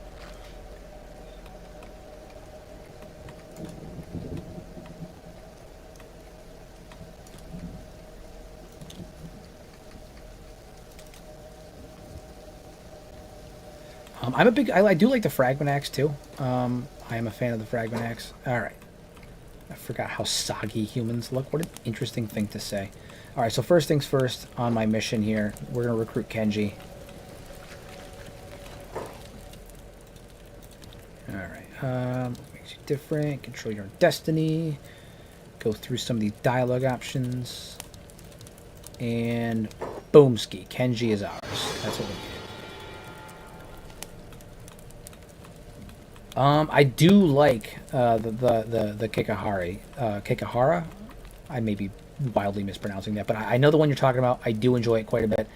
It's also really accessible early on because you can usually get it by just jumping a wandering monk. All right. Hello, good sir. I have come to acquire a shell/frame for my Skelly Bro.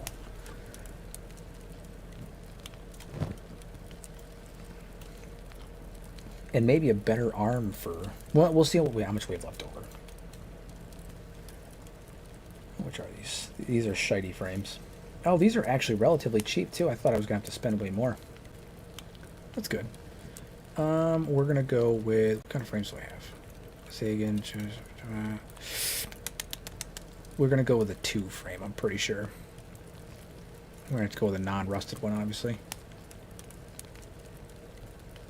I don't know if I want to risk pissing off the skeletons of Black Desert City right now. Eventually, I'll probably go after them, but I don't think I want to risk it right now. That's a dangerous move, my friend. Trying to convince me to basically commit whatever the dwarven equivalent of Sudoku is. All right, let's.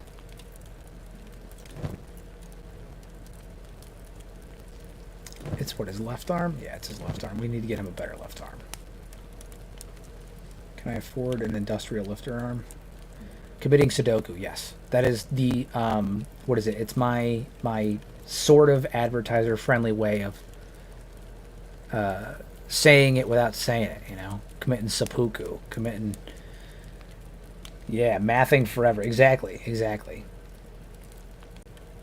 Try to find... I can't afford Masterworker Specialist, obviously, but I can probably afford a Standard. Yeah, alright, so we'll take that back for Gurgle as well. Alright, mission success. Next stop, back to the way station.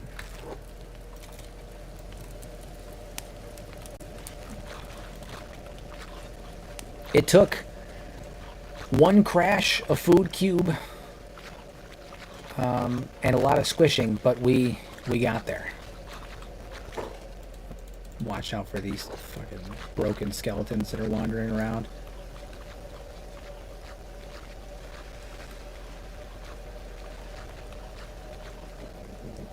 Welcome to everybody that just joined the stream. I do appreciate you guys hanging out with me and watching. It's always a pleasure to have new people here.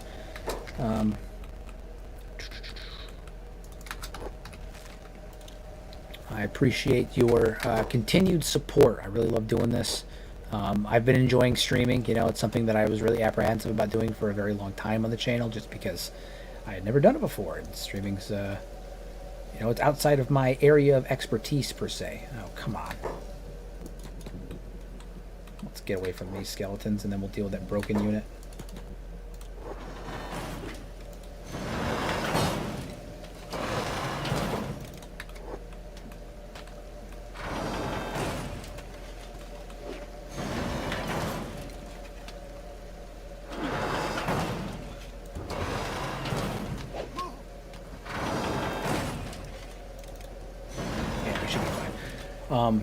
Yeah, no, I always appreciate the continued support. So thank you to everybody that's joined the stream. I hope you guys are enjoying so far.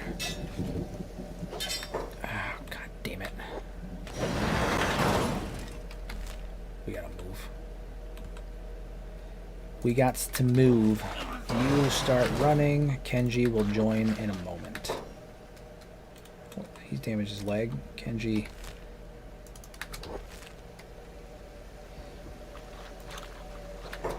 Alright, Kenshi, do your best. I might have to come back and pick him up.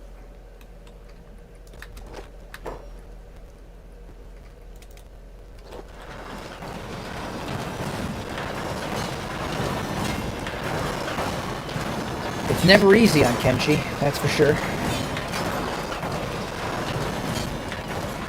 Yeah.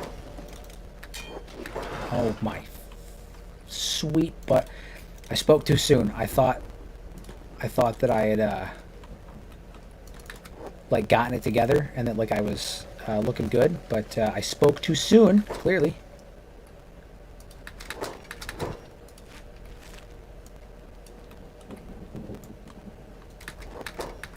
Thank you. And haul it. James, sorry I missed your message just now. If you're still here, I appreciate it, my good sir. You have a good night. As always, your continued patronage is much appreciated. First member of the Mad Lads Guild right there. First official channel member. Guy's been watching my videos, watching my content for literally years at this point. So deeply appreciate the continued assistance, my guy. Yeah, no, I was just trying to distract the skeletons long enough for me to actually get out of there. And then I ended up getting attacked by the broken skeletons and was getting held up, so that sucked. But we're there, sort of.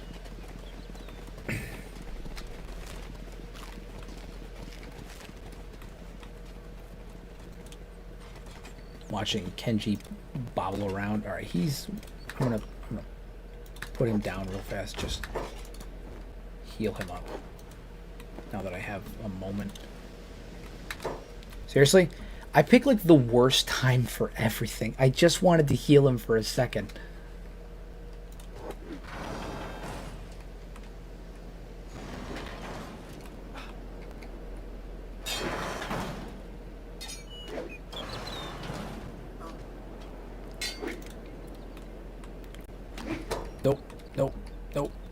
Nope. Pick him up. Run. We are officially sprinting again. We need to up and get the actual hell out of here.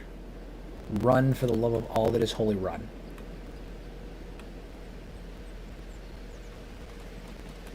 Go, go, go.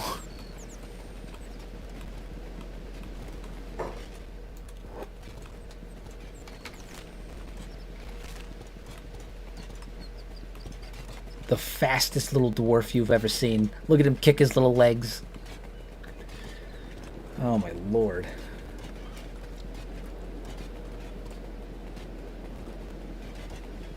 He's moving. He's really trucking considering he's carrying, you know, that.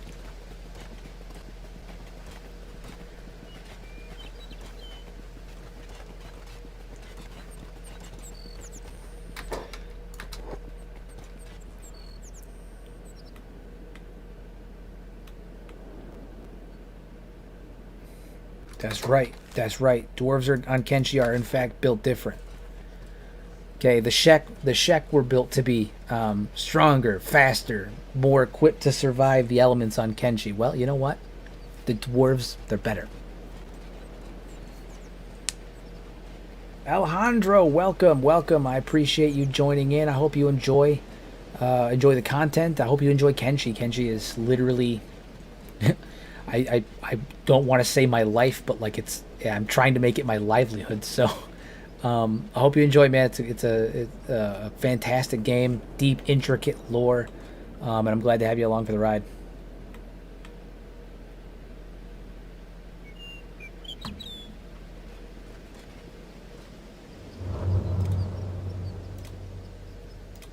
So you gonna have any food left, or is that all gone?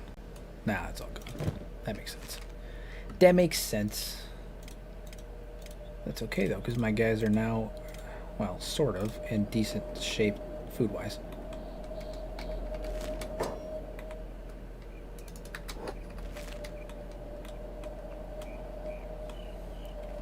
Back up to the outpost. What is happening over here? Oh, it's just a group of pack bulls that are being stupid. Oh, it's nomads. The nomads animals being stupid. That's cool. Alright, moment of truth. So we're going to put you down. Heal up Kenshi. And we're also going to equip this arm to good old Gurgster. I say good old Gurgster. I've been literally shit-talking him for like several streams now.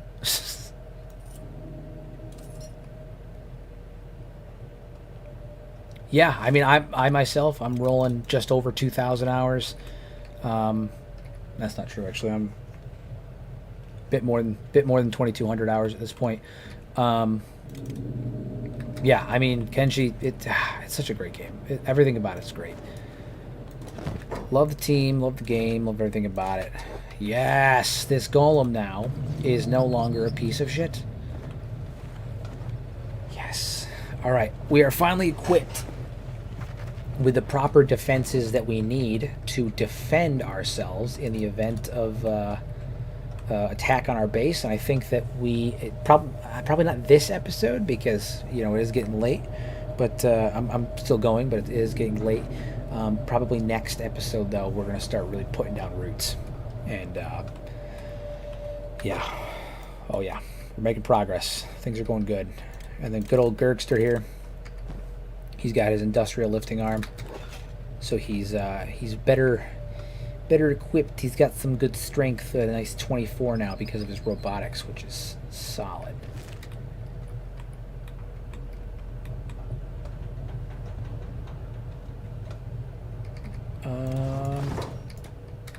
I do agree. I think that the dumb ways to die idea is a really solid one. I'm definitely gonna keep that in my back pocket. I've got 2 videos planned right now that I'm working on, talking about a couple different things: the state of Kenshi, the state of gaming, a couple of theories revolving around the lore of Kenshi, because that's what I primarily do. So definitely got some stuff to work on, but I do like the dumb ways to die. I think that could be really funny, which is cool because I'm always down to make people giggle. Always down for a giggle. Alright, so what direction do we want to head in now? Team's healed up. Let me get a little bit of food on us, actually. Get some food on us for the journey. Not a lot, we only have 2,000 cats, but a little bit of food would be nice. Sell the shiny frame. Do you have anything on you? Just the bedrolls. Sell that. Alright. Let's get a little bit of food on us for the future.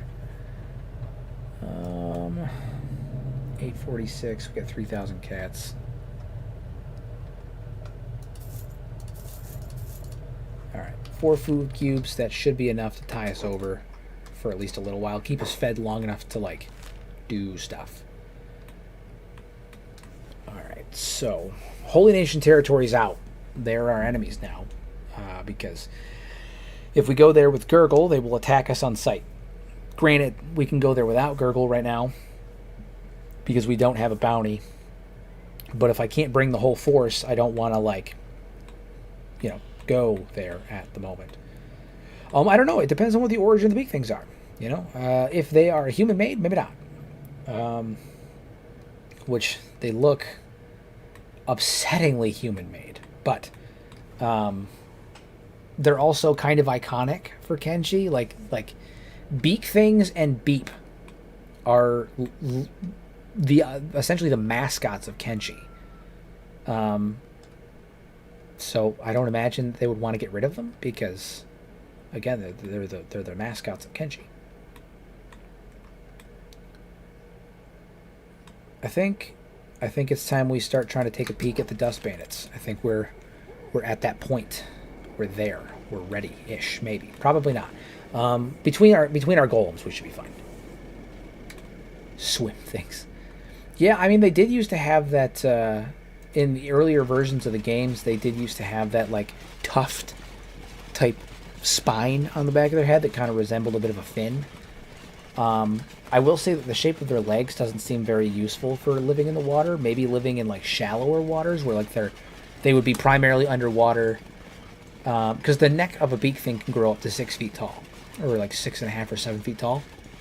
So maybe if they were like in like 7 foot tall waters where like most of their body was submerged but their heads were sticking out and they were just kind of bobbing around, you know, that would make sense. I don't necessarily think that they'd be fully submerged though, because I don't think like their bodies don't really work for that. Like their feet specifically, they're not really equipped for moving through the water. Maybe doggy paddling, but they don't seem like they'd be very good for swimming. Try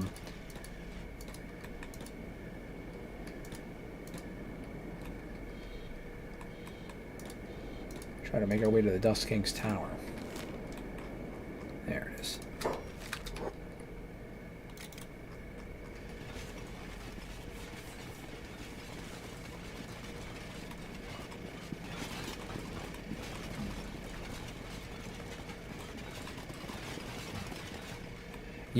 Yeah. I mean, it's very possible. Like, you know, in the most recent like long form video that I put out, I talked about a lot of the evidence behind the genetic experimentation and the Bugmaster's like the evidence behind the Bugmaster being in it. And you know, I didn't really touch base on the beak things because I don't have enough evidence to say it one way or the other than the fact that they just look like they look like a human skull that has had excuse me, a human skull that's had like an avian beak jammed out of its esophagus. Like they look horrifying. Like it looks like human skin stretched over an avian skull. It's super gross. So who knows? Maybe they are some kind of human experiment gone wrong. I wouldn't be shocked. I wouldn't be surprised, but we don't really know. Okay, no one's outside currently, which is good. That's good. We have the element of surprise here. That random tech hunter. It's weird. I'm gonna smash the hell out of this. Kenshi, Golem, and Zagan. Can you guys not target the gate? Whatever. Okay. There we go.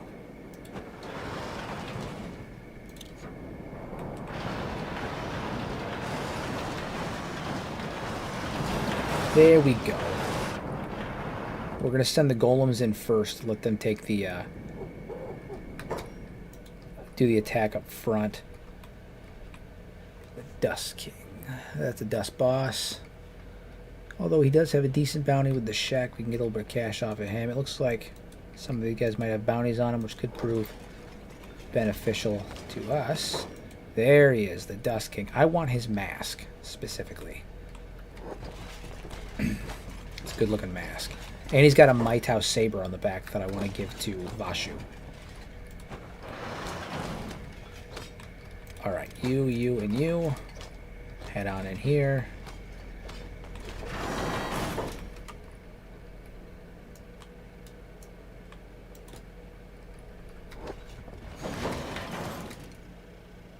Everybody else. And fuck it, we're gonna hold ground here.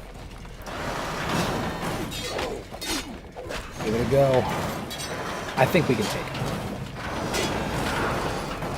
He has stats that are 45. Alright, so Vashu's going to take him. He has stats that are comparable. We can actually fight with him.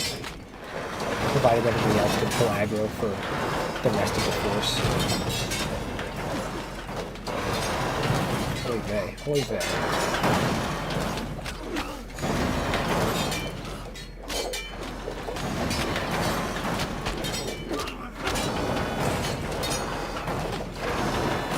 You see that barrel?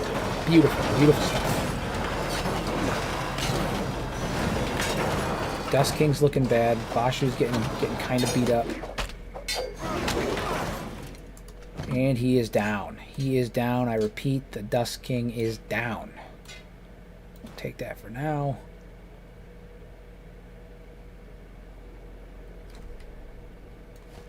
Take his shirt too. Give me a shirt. I ain't screwing around. Give me a shirt.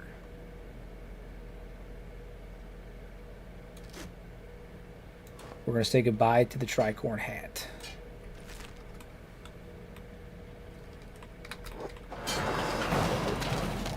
And we have our first Maitao weapon in the hands of our glorious reader.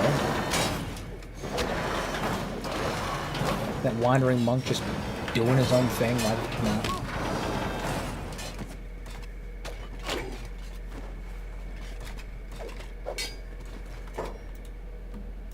He's not dying, is he? No. Good.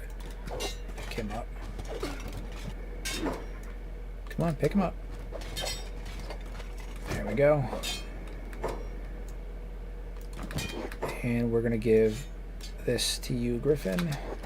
Have a better weapon. Doesn't matter, he got knocked out.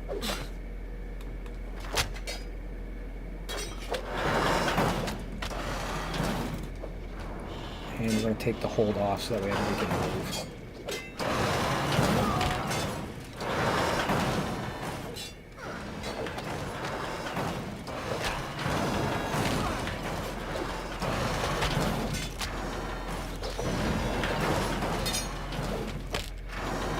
Thank you, Casper. I appreciate it. This is a new thing for me, streaming. You know, so it's I always appreciate the words of encouragement. I'm glad people are enjoying it.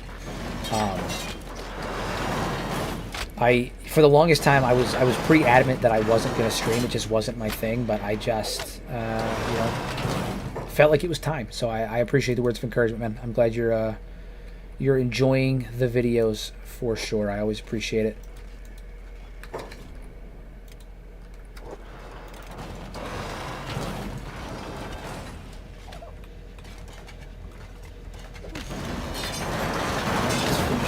Off.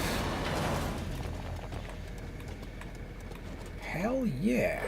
I would call this a success. I would call it a success. Ashley's gonna heal himself up real fast.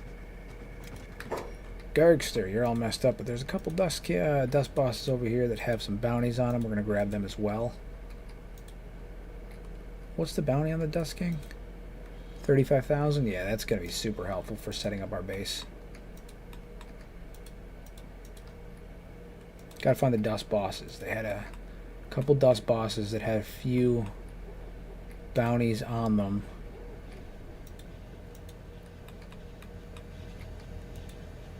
Just gotta find them. There's also some good loot in this this tower that I haven't gotten to yet. There he is.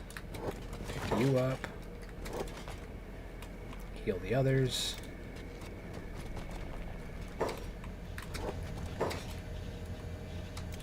Zagan in here.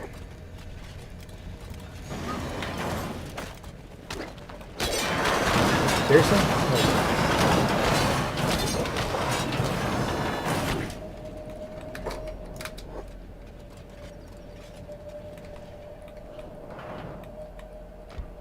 Clearing out the stragglers now.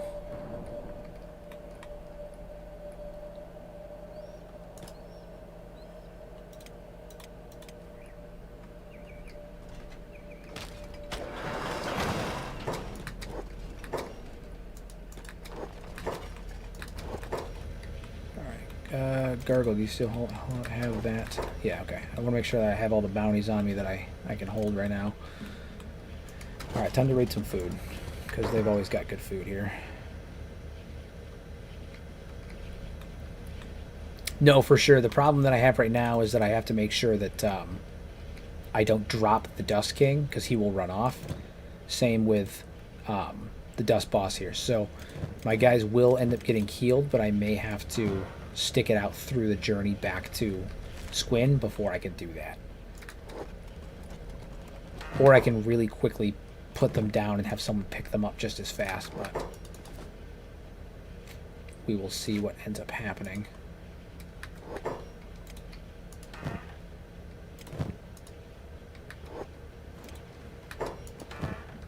More food. We do love food. Who's awake in here? Who the hell's awake that is catching me stealing?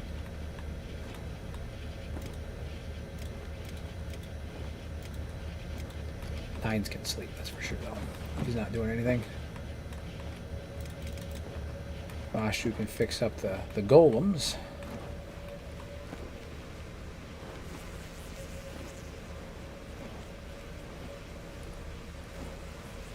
How they do that? Yeah, honestly, they barely took that much damage, which is good. Good. I mean, they mowed through these guys, so...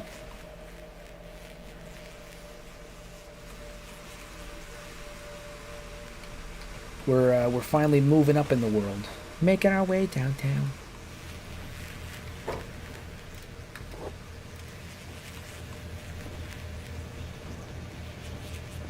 And upstairs is going to be our first Dwagar. Once he's healed up, I'll go get him.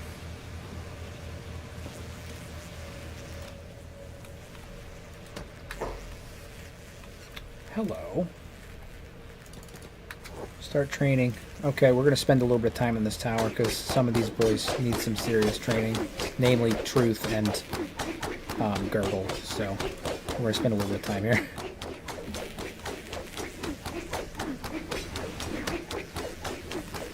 That is an interesting idea, actually. I do enjoy swapping Kenshi stories, and I feel like if you played the game long enough, everyone has, like, some crazy stories.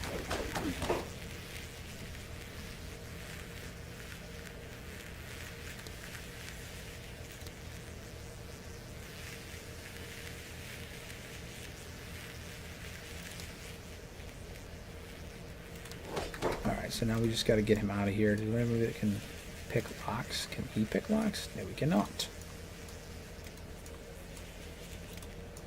And none of us know how to pick locks. That's great.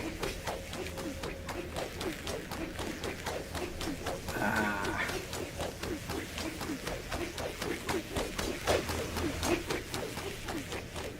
Maybe there's some tools that we can use to pick the locks. Look around.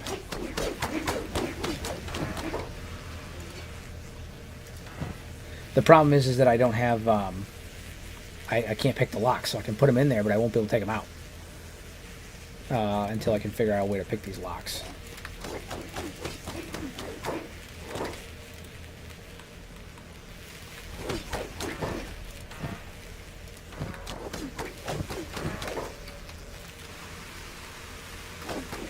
Most unfortunate.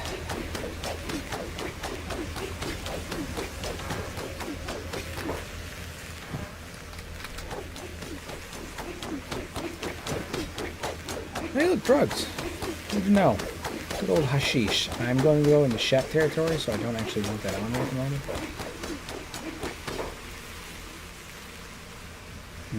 What am I going to do here? Cat is locked up. I don't have the skill to open the cage to get him out. And I don't have the tools to actually break it. What to do, what to do.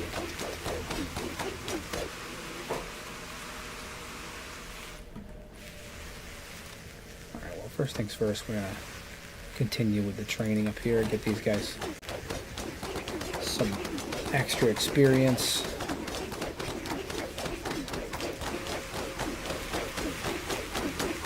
Actually, sheets. Knives. Where's Griffin at? Ah, I see, napping. He went night-night. The prisoner pools are probably actually easier to pick to right, so I'm gonna let me get these guys situated, and then I'm gonna give that a go.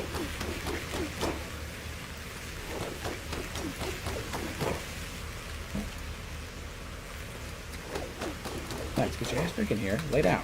Okay. Trying to tell him to go to sleep, and he's prisoner pools at 38. Here, we're going to test with Gurgle, actually, real fast. We're going to put the prisoner he's holding. Okay, yeah, so we can pick those.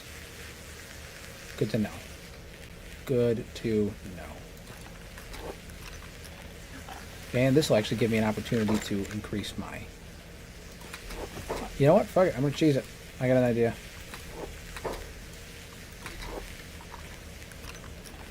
Just farm the... farm the XP, and hopefully I'll be able to get to the point where I can pick this lock here.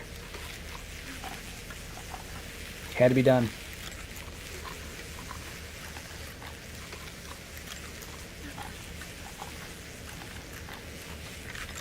Is it a little cheesy? Sure. But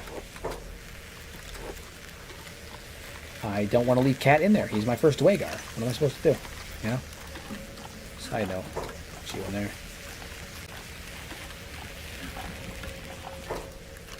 Also gives me an opportunity to heal him because I don't want him to die before I turn him in.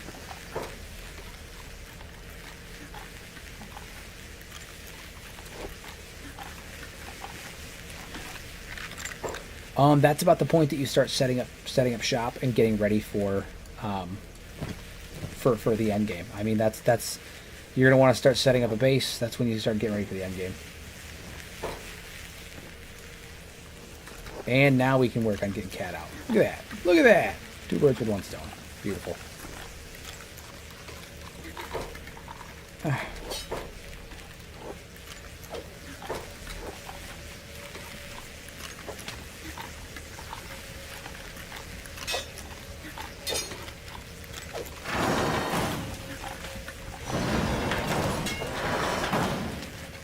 This dust boss thought he was being cheeky. Thought he was being smart. I healed him up because I didn't want him to die so I could turn him in and get his full bounty instead of 50% of it. And he decided to try and take advantage of that. So, Gurgle, you pick him up. Gashu. Alright, firstly, you guys need to go back downstairs.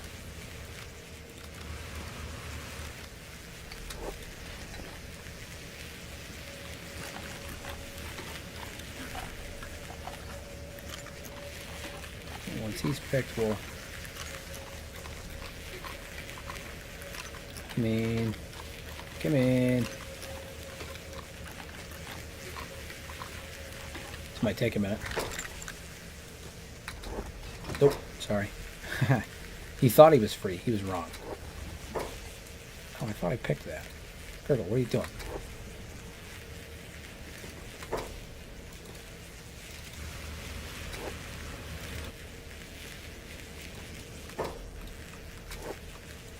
Why is he not picking the lock?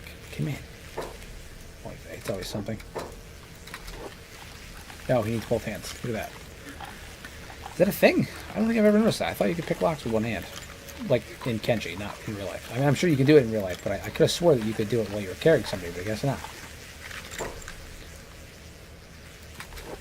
Alright, well, it looks like Gurgle did find his use. Look at that. Gurgle has finally, after three episodes, Gurgle has found his use. Alright, everybody hold. You get up here. Okay, this. When are you gonna learn, old man? Keep teaching you this lesson. All right. Girl, come down here and train a bit. You come down here and train a bit. Griffin needs to go down and sleep. I'm basically just going to rest up in this place for a little while, just long enough to get situated. Yeah, he's a big fucking dude. And like I said, his entire faction is incredibly loyal to him. That's the other thing. Like, a lot of people really forget just how loyal the Dust King's people are. When you jail him, the Dust Bandits don't go away. They still fight under his banner, and they continue they continue operating even without him there, because they have such loyalty to his cause that even if he's not physically there, they still want to pursue like what he's doing. They still follow his rule. The Dust Bandits don't disperse or disappear or have any downplay in their movements unless he's dead, because then they don't have a leader. But as long as there's still breath in his lungs, they keep doing what they do. No, actually, after I kill him, now this is going to be a triangle bandit tower, and there's going to be a Mai Tai triangle up in here.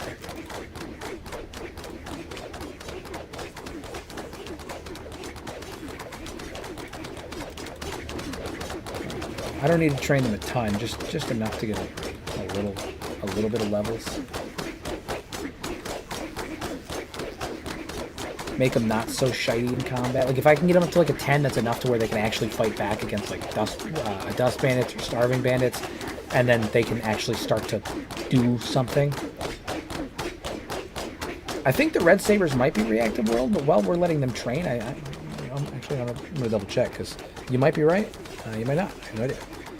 I don't know a lot about the Red Sabers, to be honest with you.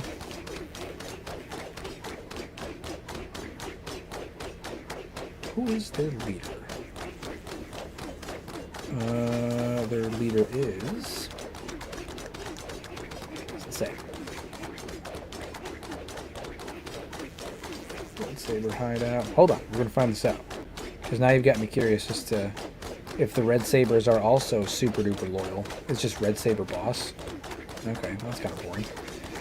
Anyway, what happens when you kill the Red Saber boss?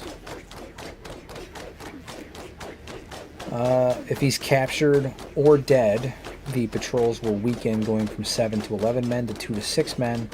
If Shade is alive, the boss captured or death, it will also cause roaming swamp ninja patrol. So they will not completely stop, but they will be severely weakened. The Dust Bandits aren't even remotely weakened if he's jailed. They just aren't... I mean, they just keep doing what they do, you know?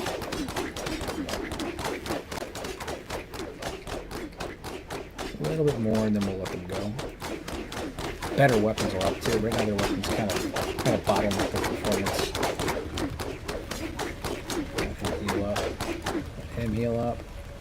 Once they heal up, we'll head back to Squin, turn them in, and go from there. And then we'll have a solid amount of money that we can use to crowdfund this this little. Oh, hello. Oh, he's crippled and everything. Easy pickings. Let's pick him up too.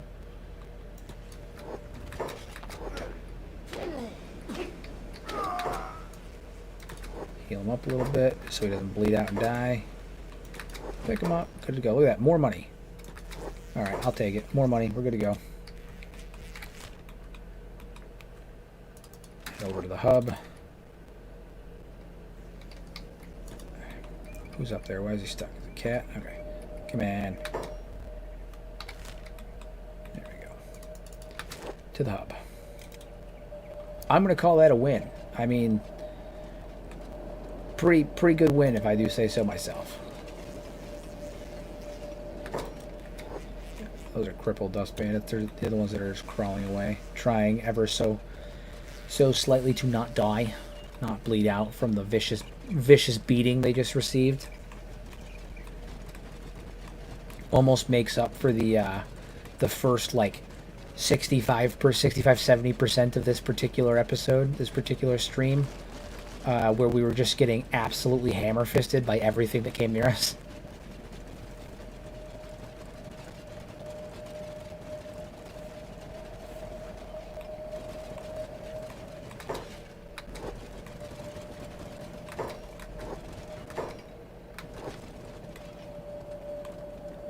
Lucky for us, we're just big enough now where slavers will pretty much leave us alone. What is that? That's a starving bandit trying to chase us. That's stupid. It's a single starving bandit trying to chase us. I think he might have hit us a few times. No big deal. Alright, we're going to make our way to Squin.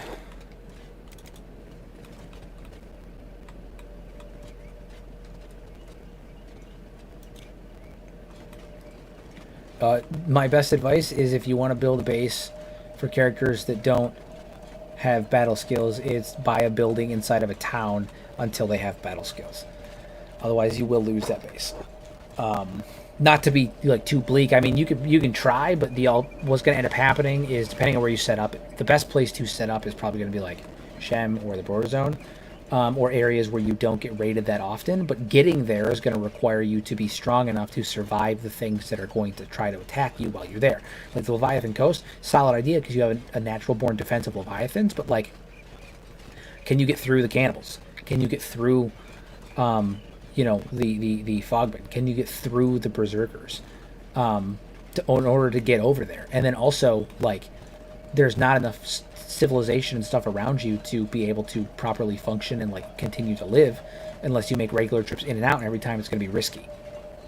The reality is the way Kenshi's set up, you don't really want to put down roots until you have at least somebody that can defend you, or you can hire bodyguards to do the defending for you. If you do set up an outpost and you don't have battle skills, you either need to hire guards for your outpost or buy a house inside of a city until you have the battle skills to defend yourself. Because otherwise what's going to happen is you're going to get attacked. and you're either going to die or you're going to flee your base.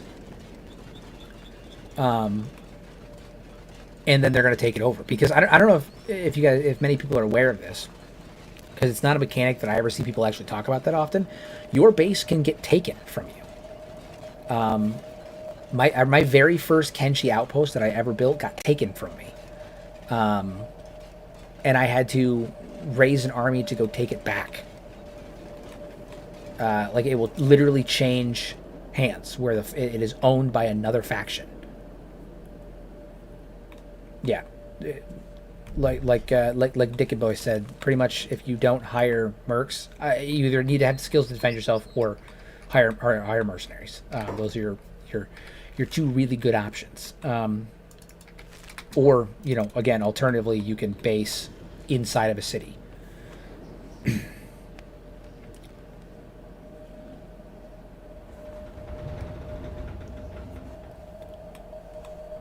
Oof, go turn these guys in. Get some serious cashola.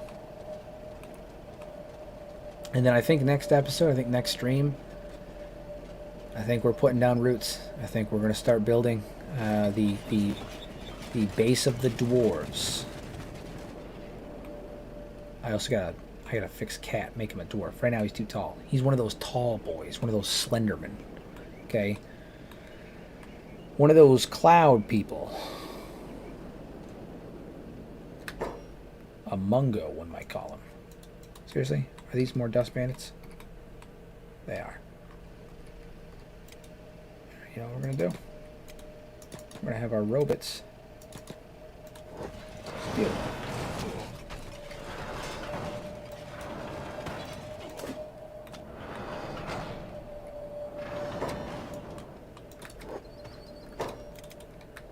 We'll be back for them. I'm sure they'll be fine. I'm sure they'll be fine.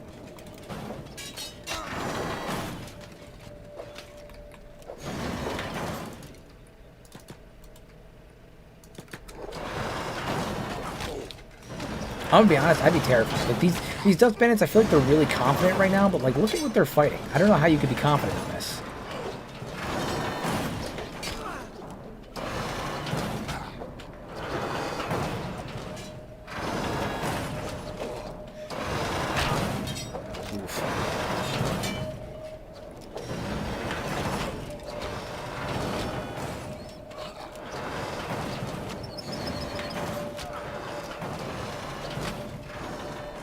I mean, my Ironsides are definitely taking a bit of a hit, but oof. They felt confident. They thought they had the advantage, but little did they realize they were fighting. I mean, I say little did they realize, but like, how could they not realize? Look at these gargantuan monsters.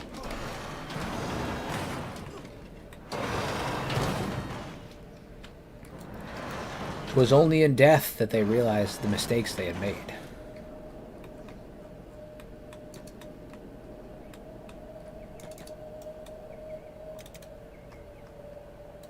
Fun.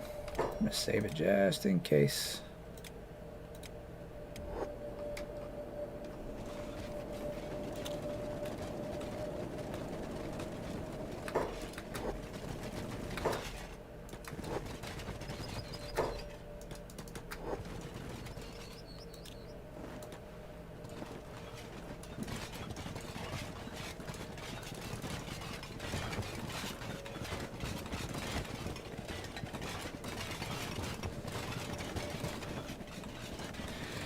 Yeah, there's one that comes with a giant backpack on that specializes in hauling and carrying. He basically has the same like backpack inventory that all of the frames do, but his allows you to stack stuff, so you can like get a lot of stuff. If I was ever to go on a pretty long mining run, I would send him out there and just let him carry everything, because yeah, it essentially functions like a stackable backpack.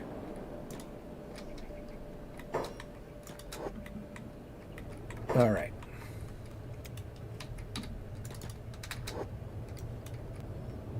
You're not carrying everybody. You're carrying somebody. You're carrying somebody, and you're carrying somebody.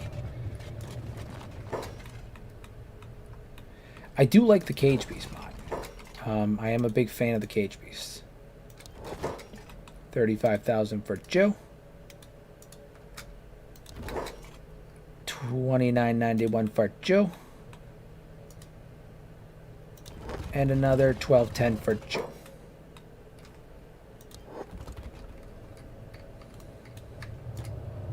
All right, just like that, we're sitting at a smooth 39,000. I'm gonna call that a win. I'd say we're looking pretty freaking good. Pretty friggin' good. They didn't even actually take him. You can put you two down. You guys can run off for all I care. I don't really know. I already collected the bounty on you guys. It's done.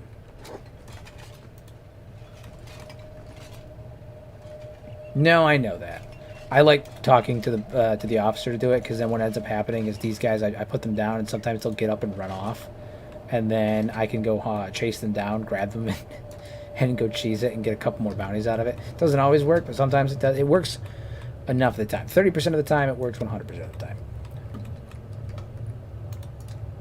All right, we got to make Cat into a proper Dwagar. Put him in a normal stance real fast so I can see what he looks like. All right.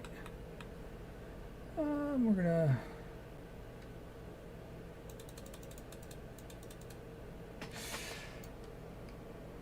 make him beefy, good 100 frame, height, solid 80, 85. He's a Scorch Lander, so he's not gonna be that like thick. You know, he's not going to be a thick boy, because he's a Scorch Lander, and Scorch Landers by nature are kind of thin. But we can always put a little meat on him. A little meat on his bones. 105. All right. I don't think he's going to be crouched like that. That's not correct.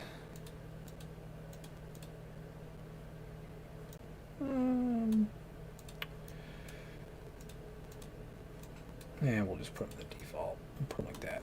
That'll do. Other than that, I'm not going to change much about him. Fix his legs a bit. Give his legs a little bit of bulk. Hasn't been skipping leg day. Not our good boy Cat.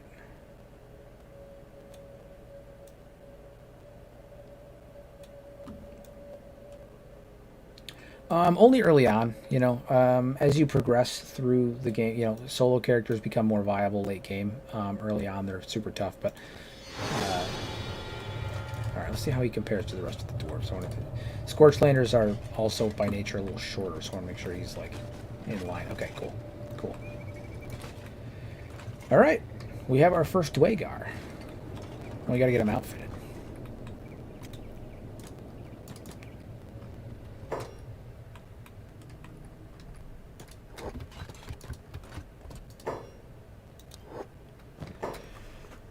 Let's see.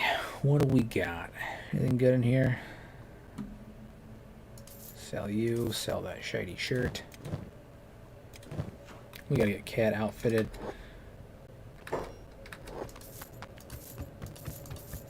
Alright. I think we're gonna put him... What are we gonna do? I was using the buckets, but that dropped their melee attack. Drop the perception. We can always do visored helmets and run like that. That'll be a good fit. Mast helmets, maybe. I'm trying to find a good helmet to put on my men, because right now their heads are exposed, and that's obviously not good. These are only temporary in terms of like what armor and whatnot I'm going to equip for them in the long term. I do have the armor that I want to give them already picked out, but I haven't. I'm not. It's going to be a while before I have the ability to create that armor in earnest. So I'm trying to find something temporary that I can use to fill their ranks, make them look unified. You know, I'm all about that unification. Test it out on Griffin. Also, we need to get him a shirt. Dude's just walking around shirtless. Come on, have some class.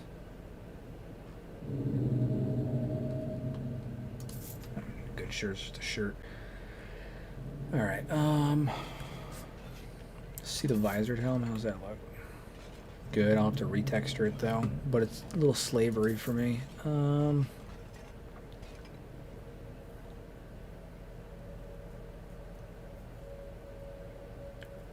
I don't remember the exact name of the mod. Kane, I believe you mentioned it earlier, or was it you, Dickie, that mentioned it? Which mod allows you to have more items in the shop to sell? It also increases the amount of money they have. Um, I believe one of you guys mentioned it earlier. It sucks because I want to use the tin can, but it lowers their attack, and I can't afford to have them have lower attack.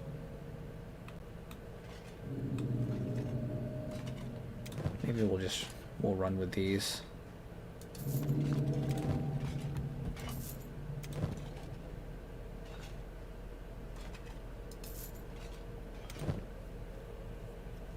And then you're the leader. I think I'm going to keep the face mask probably. Well, let's see. Hold on. I want to see what the visored helm looks like on him.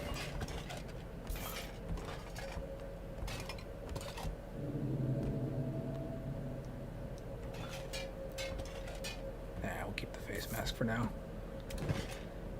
Alright, so Cat, there's got to be another one up here, right? That's not the specialist one.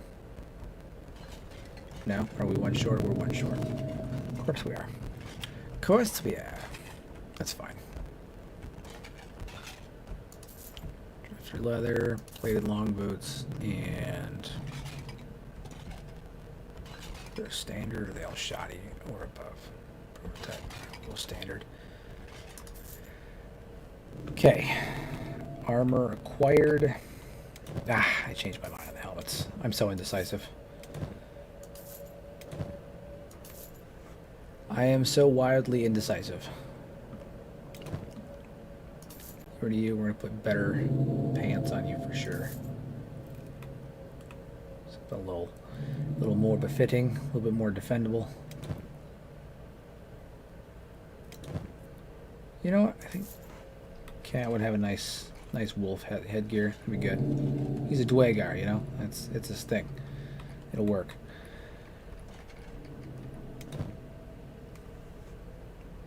I've seen the Desert Divers mod. I'm not using the Desert Divers in this one, but I am using the what is it? The Iron Blood mod. It's made by, I want to say, the same mod offer.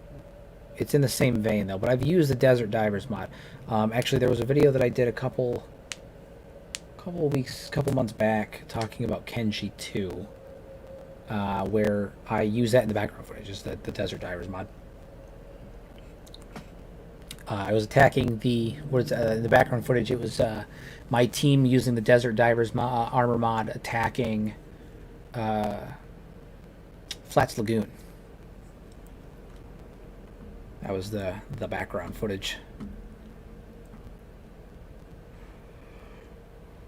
Karate Zukins, maybe? That'd be fun.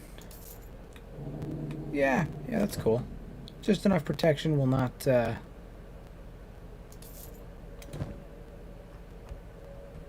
obscuring their vibe, you know?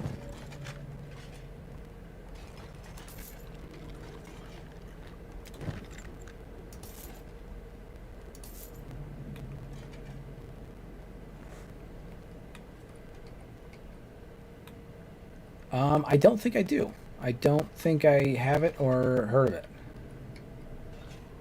I mean, I may have, but I don't think so. For a long time, what is it? A really good armor mod I was using was the what was it? The Vanguard Mercenary armor. Fucking love that armor. So good. It's like a trench coat mixed with the mercenary armor that I've got on here with this. It's so good. So good. Arguably one of my favorite armor mods, hands down. I think I'm going to go with this. I think the dwarves are going to be little hooded dwarves. I think it works. And it works. Except Vashu. He's got the mask on right now. Although I might end up trading that to Cat because I think it'll work better. And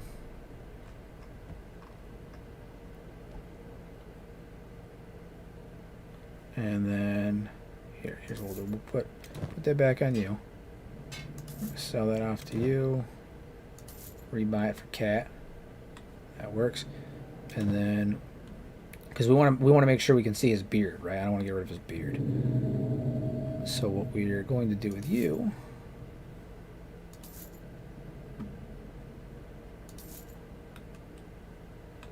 you in that. Yeah. That'll do. That'll do for now. Yeah, I'll check it out. I have I'm gonna before the next stream I'm actually gonna adjust my bot to make sure that because right now my bot filters out links and stuff. I'm gonna adjust my bot and chat to make sure that doesn't happen. I put it on like that originally because, you know, when I first started streaming I wanted to make sure that people weren't, you know, gonna pop it in spam like random crap or anything like that. You know, you never know what's gonna happen in a stream. You know, people can jump in and just start blowing up chat. So I had originally set up a bot in place just in case, but luckily, you know, my community is pretty chill, and I haven't had any issues like that. So.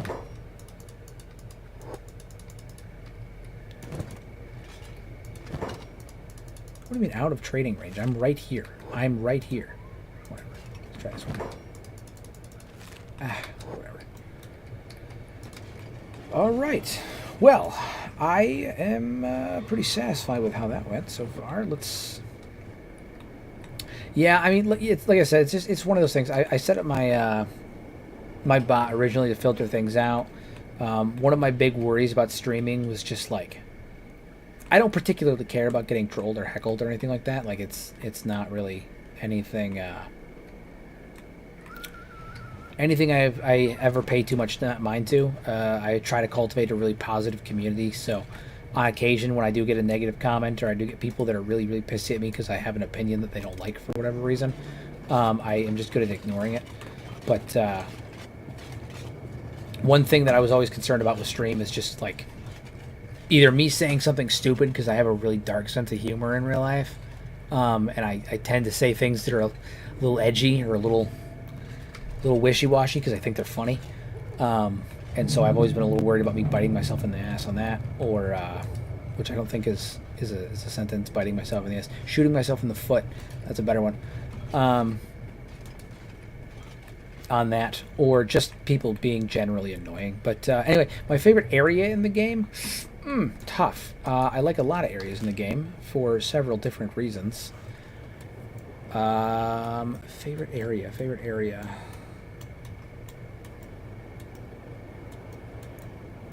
Honestly, super lazy answer, but it's the truth. I really love the Ashlands. Visually, Ashlands, I think they're so pretty. I remember the first time I went to the Ashlands, I was in a state of, I don't think awe is the right word.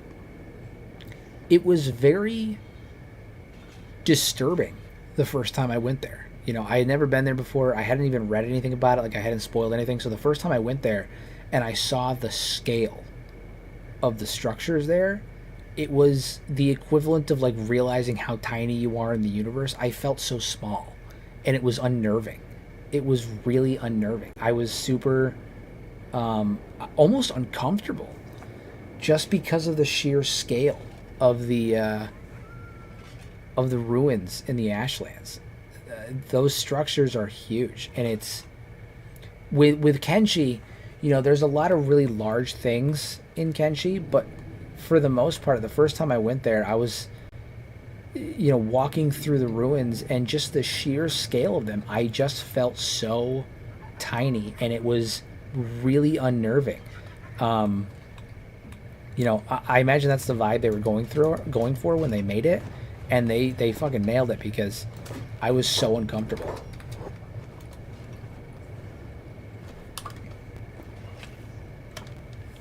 It's like, you know, you feel really tough throughout playing Kenshi. You know, when you get up late game, you start to feel like a badass, and like nothing can touch you. And then you walk into the Ashlands for the first time, and you realize the scope, just how small you really are, and it threw me off. That's for sure. Threw me right off. Okay, well, I think it has been pretty successful. I think we've done a good job. You know, we had a couple technical difficulties here and there, but we did pretty well for that. But I'm getting pretty pooped, and I got to work in the morning, so that says something else as well. But I think we got a lot done today, considering everything that has gone on and the couple technical difficulties we had. I think we got a lot done. And I think next time we're going to set up roots. I think we're finally there.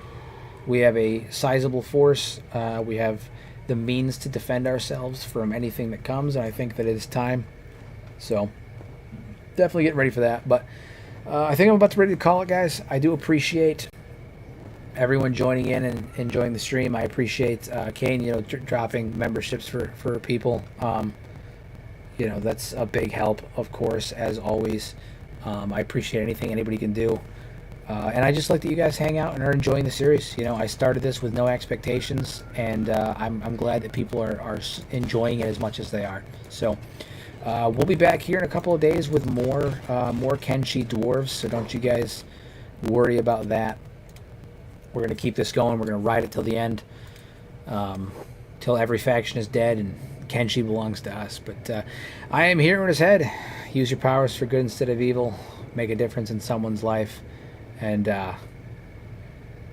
don't go into Holy Nation territory with a guy named Gurgle who has a robotic arm, because if you forget about it, you're going to end up spending 2 hours of your life getting hunted down by everything in the surrounding areas, because that's Kenshi and luck is terrible. So have a good night, everybody. I appreciate it.